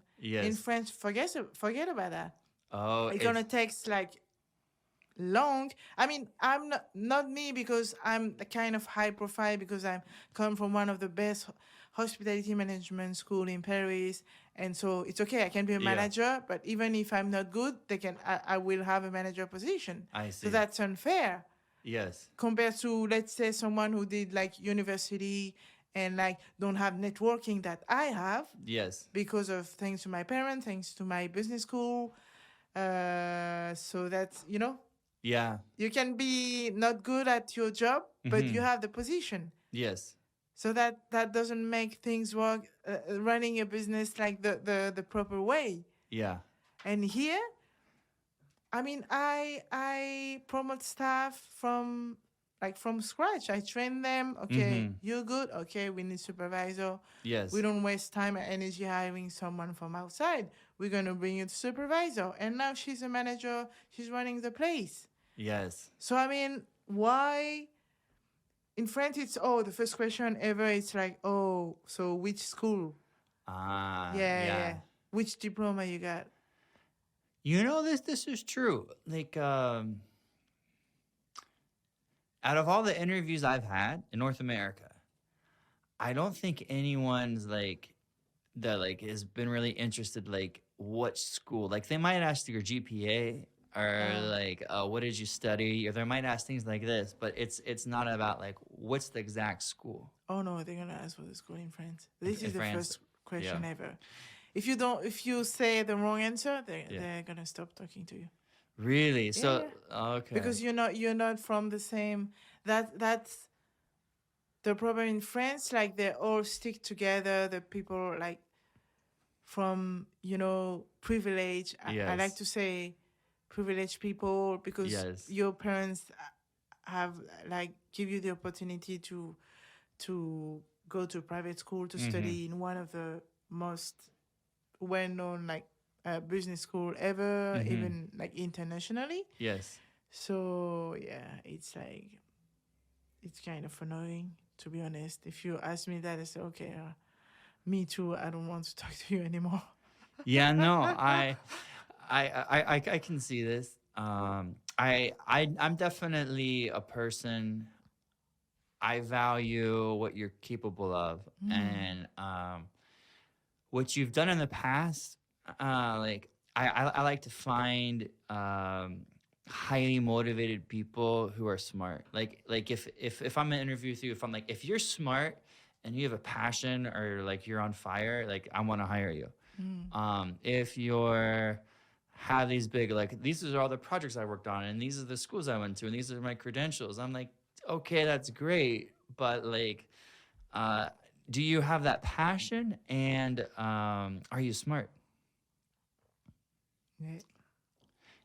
Right? And yeah, because I think if you're smart and you have a passion for something, and you're another one is um how do I say it? Like, if you have some intelligence as far as like you can accept criticism and like is this person difficult to work with? If you have nice personality, Mm. if you have those couple of things, like that's what I value. Yeah. I agree. But in France, it's not that way. Nope. That's why economically. Yeah. And I think that's kind of a European thing, right? Like or like in general, like I'm overgeneralizing here, but am I right? It's But kind the of thing is, like, it's not fair. I mean, people, like, I'm the second generation, like, my parents immigrants in France. And so those kind of people doesn't especially have enough money to allow their kids to study, mm-hmm. especially in private, like, business school or whatever.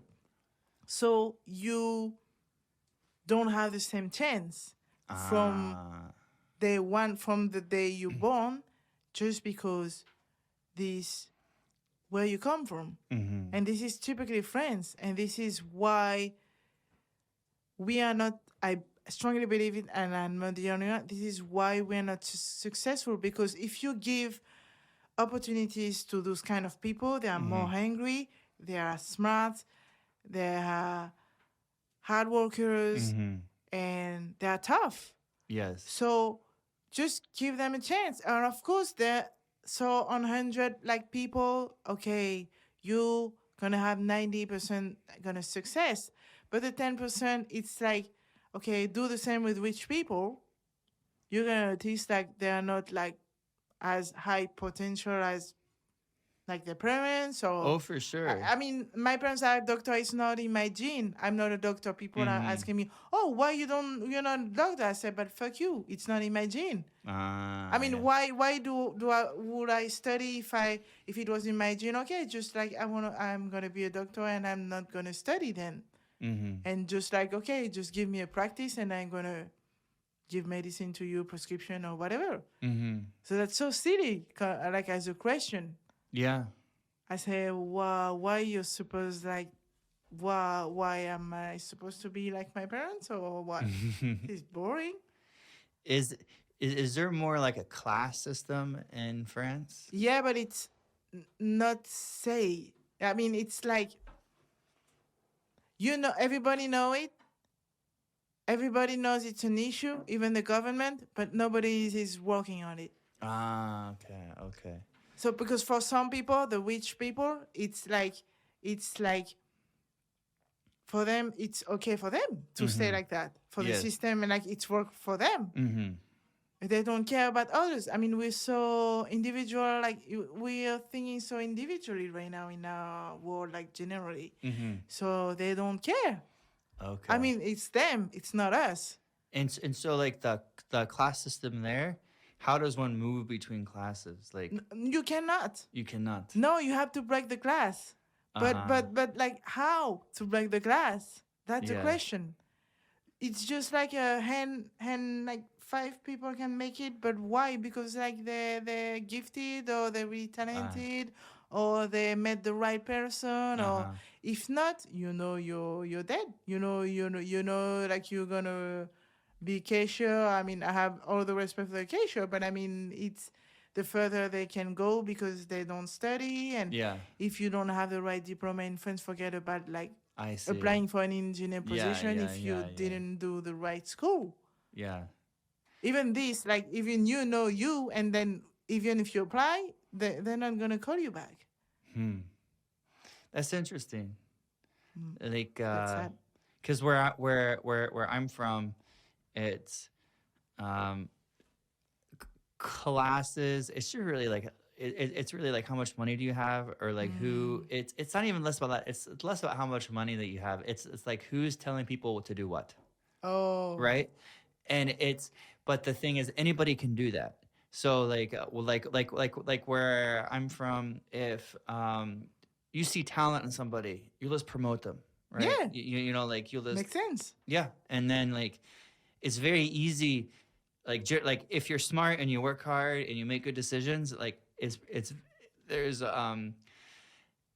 for it's you can move up in the classes, right? And we don't have this like system where Nope. it's like, oh, like, well, you're not in this group, you know, Yeah, like you can become in that group, yeah, like it's like just through hard work, but it's not like, oh, you're not here so you can't be here. yeah, yeah. It's kind of a golf club.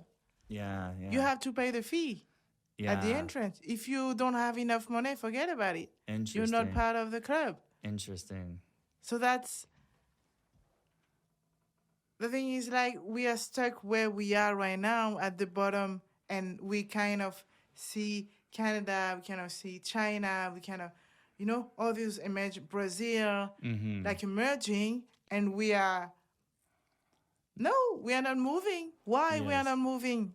Why? Because we don't ask ourselves the right question. We're not taking the right decisions and I don't know. I mean, And I would imagine there's also this like I think you kind of alluded to it, like there's this mentality where it's kind of like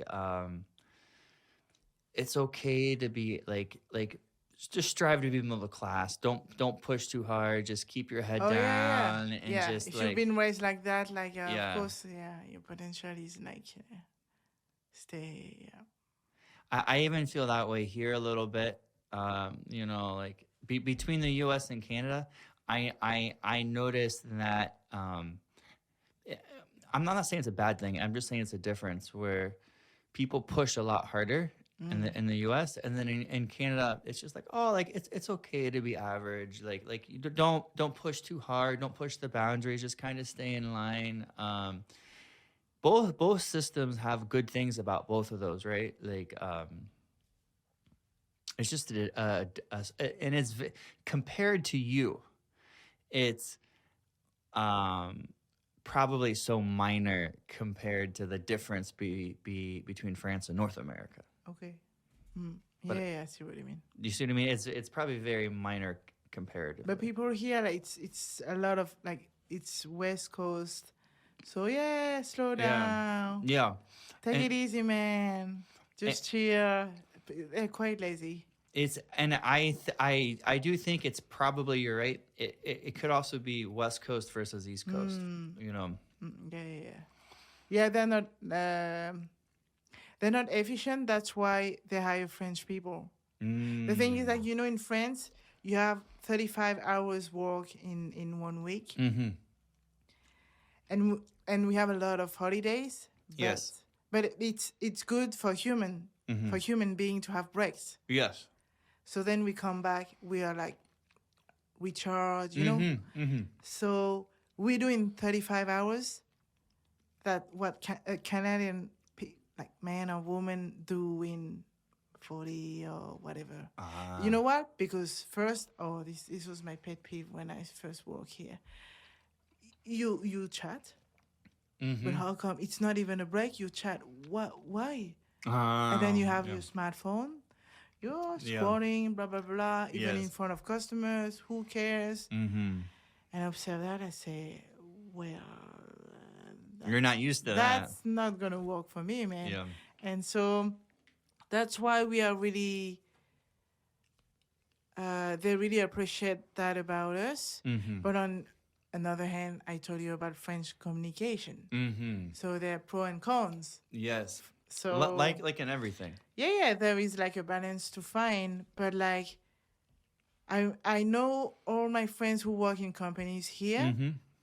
On top of harassment things, it's like for taking a decision here, let's say we have a meeting Mm-hmm. in France, it's gonna last 1 hour. Mm-hmm. He's gonna take 3. I can see that. Yeah. And when you're a French guy and they say, "Oh, why?" and you say, "Okay, well, but we're gonna do that and this." Yeah. And as you told me before, you don't say no or you don't say yes. Yes. So Yeah. you kind of say, Yeah, yeah. we're doing this and we're doing that, but you have to guess. Okay, so Yes. what's going on here? Yes. I've been in meetings before, like in Ohio.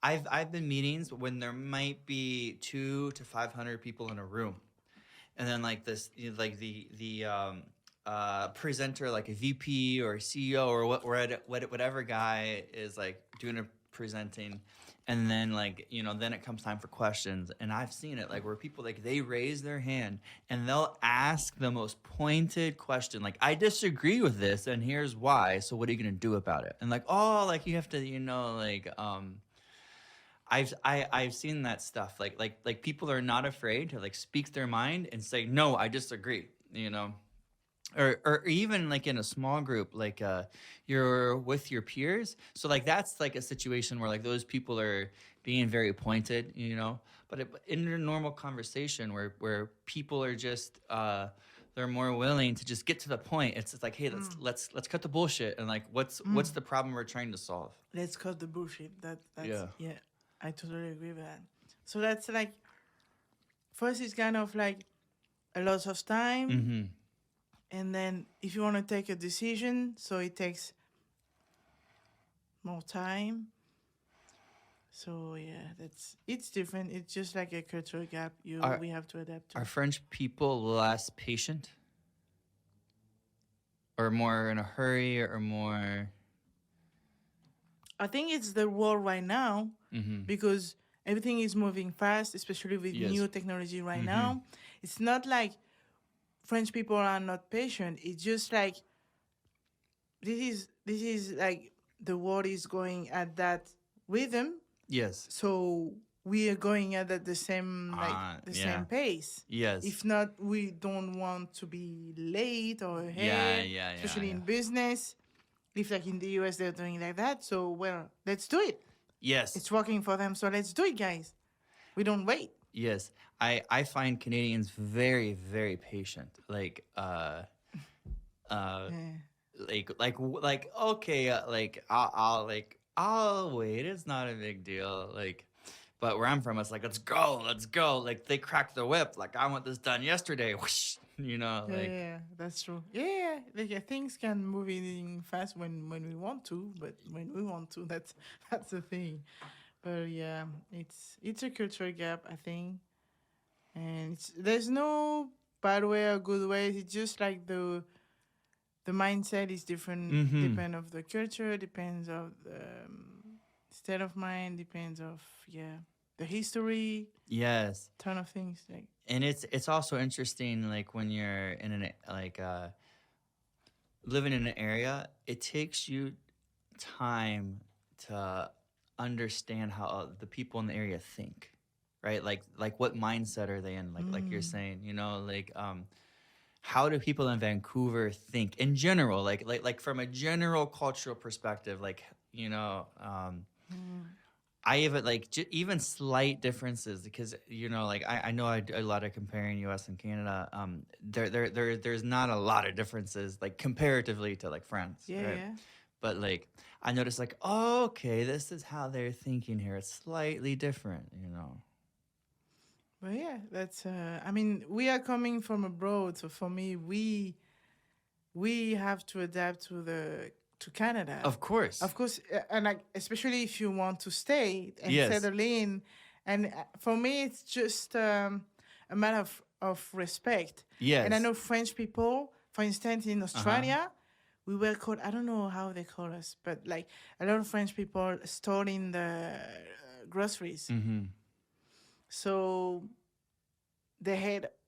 they had French people for that reason, but they had French people. I mean, Who hates French people? Australian had French people. They got an expression I don't remember Ah. because we store in groceries You store?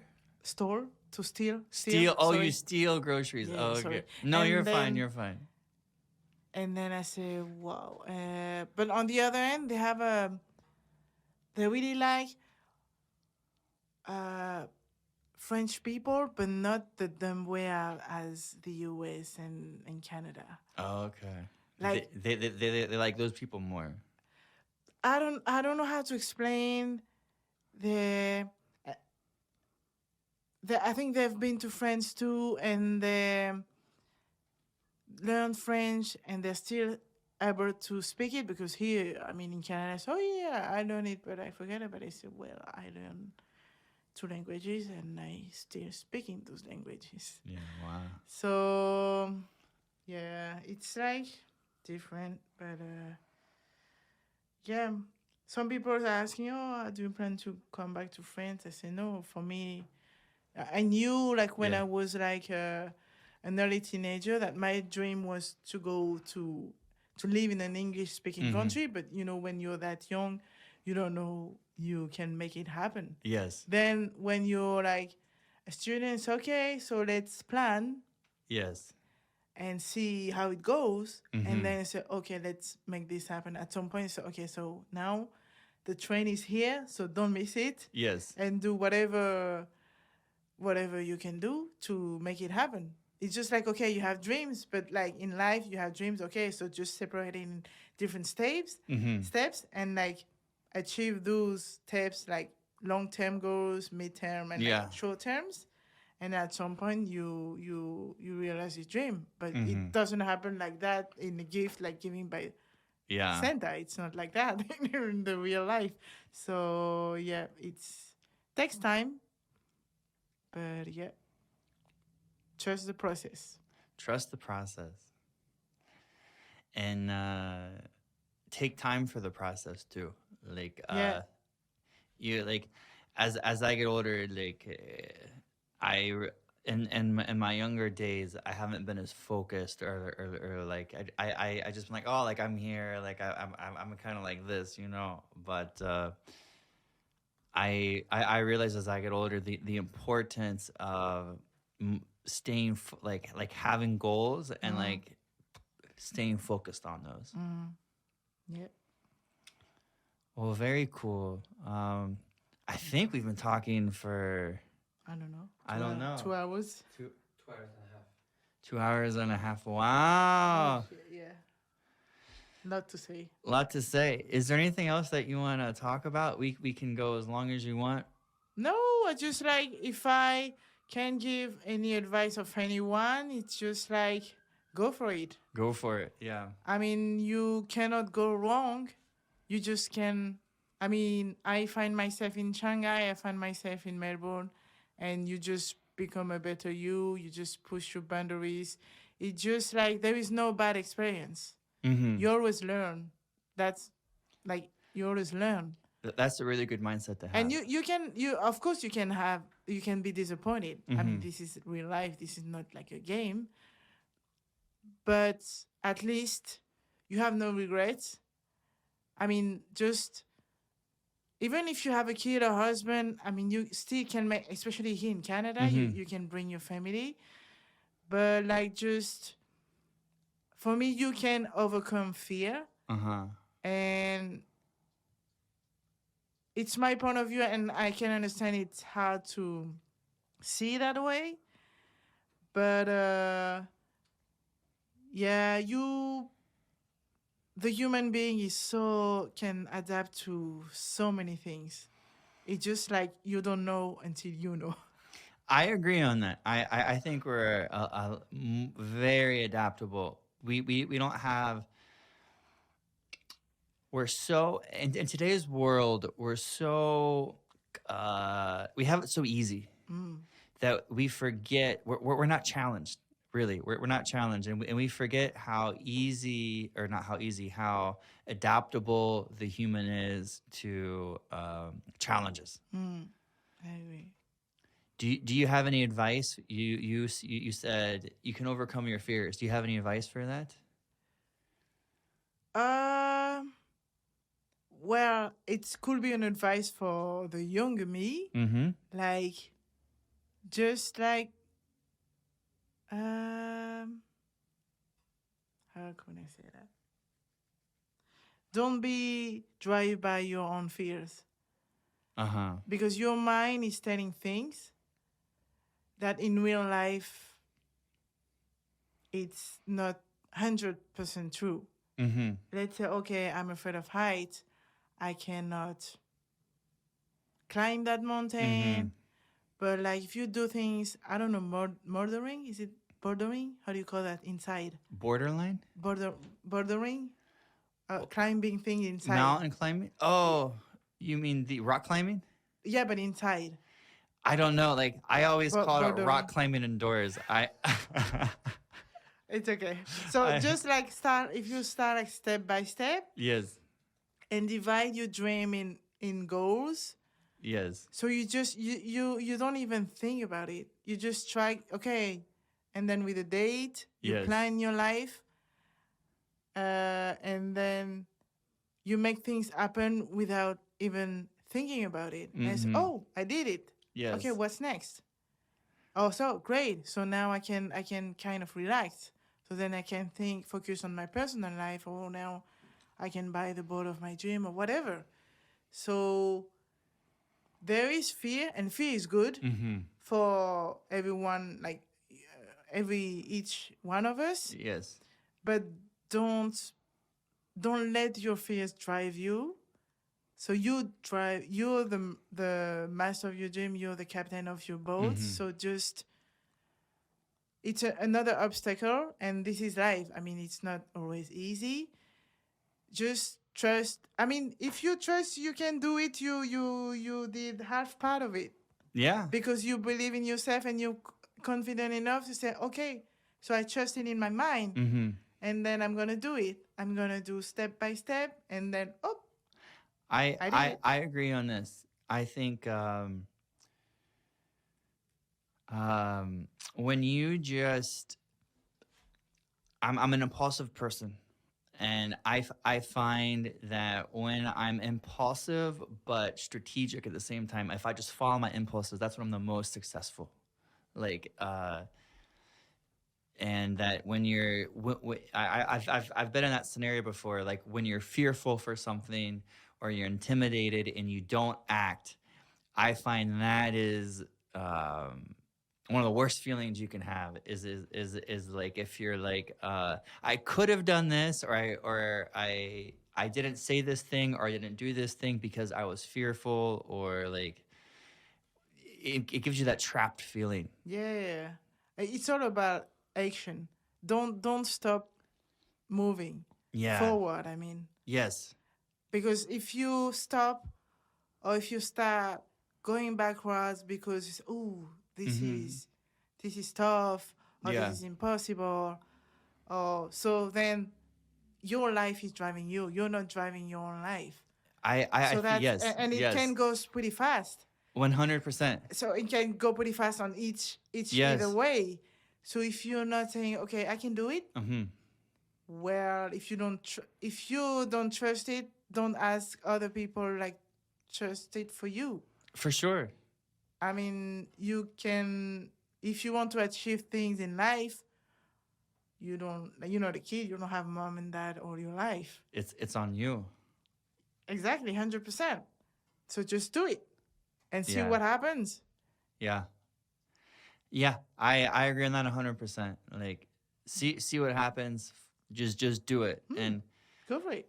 acting, I think, is so important. Like when you don't act, um like I even saw like last year a little bit, like so like I used to be a lot more shy, and then I came to Vancouver and I forced myself to meet new people, and I'm in a new city, right? And I became a lot more outgoing and stuff.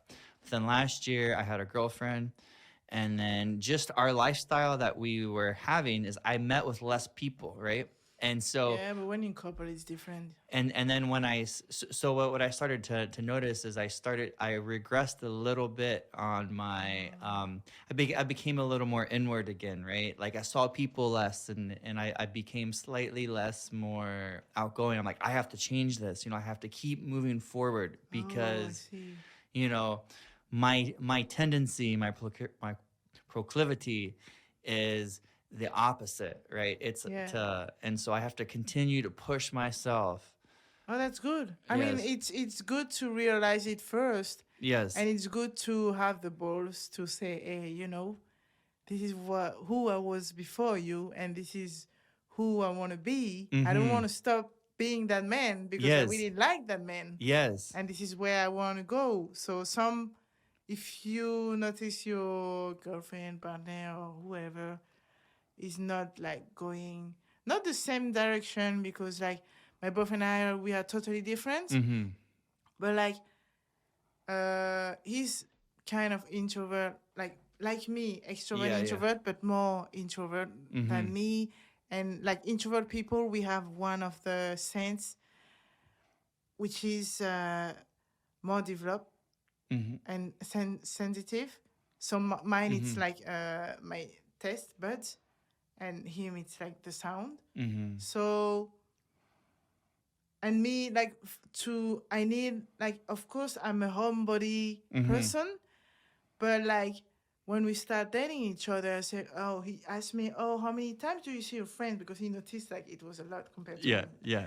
I said, I don't know, well, I like hosting, I would say at least once a week, at least once a week. I mean, I don't know. I go out, have a Yeah, yeah. drink. I say, okay, I call Andy. Let's go have a drink, even if it's Mm-hmm. not planned. And he told me, oh, not me. But now, right now, we are together and it's serious. So he said, oh, yeah, we should invite people at my place, hosting together. So Yeah. I'm proud of you. I said, okay. I mean, I don't push him to Yeah. do so. And even me, like, for instance, like JP's like farewell. Mm-hmm. It was just before my birthday. Mm-hmm. So he told me, I don't know if I can make it, and all, because like it's going to be too much socializing Yeah, at yeah. once. So I don't tell you no, but I just tell you maybe. Uh-huh. And then he didn't care because he was too tired. So I totally understand. And I don't force himself to do so. So at, as long as if you understand each other, and when you're not from the same culture, you're not Mm-hmm. from the same country, Yes. it's like you have to adapt like a lot more than if I met a French guy in Paris. Yes. Yes. We're not taking the same language because he Yeah. is speaking English. It's not my mother tongue. Mm-hmm. But thanks God he speaks French because her mother is from the other side of the country. Mm-hmm. That helps. Yeah, so it's like, yeah.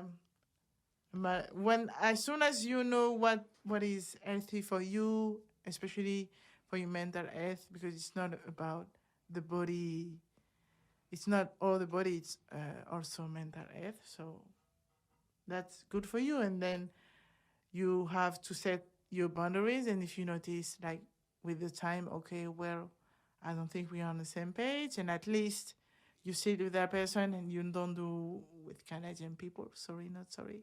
You're not Sorry, not ghosting me. sorry. Yeah, you're not ghosting me, but you're Yeah. telling me, hey, can we have a Yeah. talk? Can Do, you? you know, one of my favorite things to tell people like Canadians who say sorry Huh? is I say, don't be sorry. They have no idea what to say. I'm like, don't be sorry. It's okay. That's not, or I'll be like, that's not something to be sorry about. You know, like, Oh yeah, no. Oh yeah. That's not common here. it's not don't be sorry.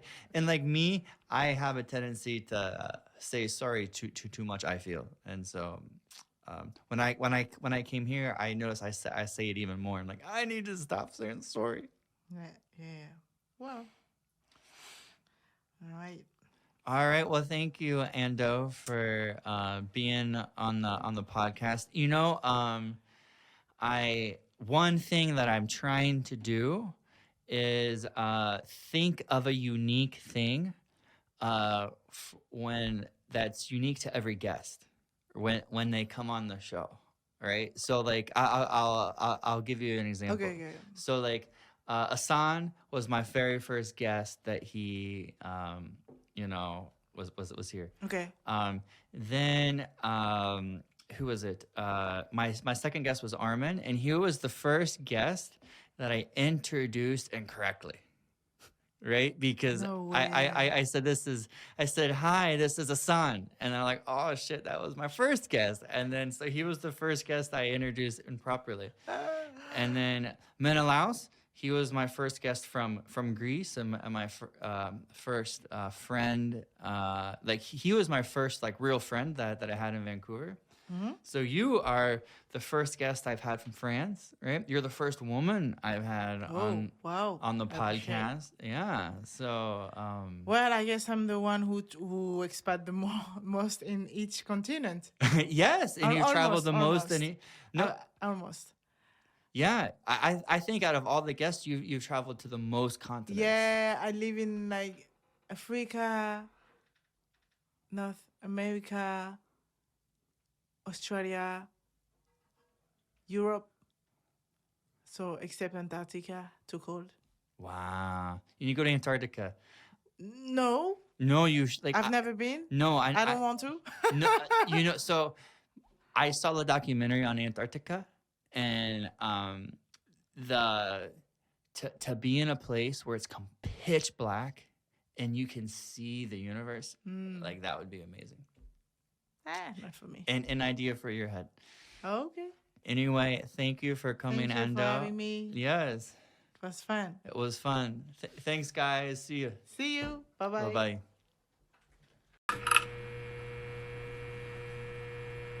bye.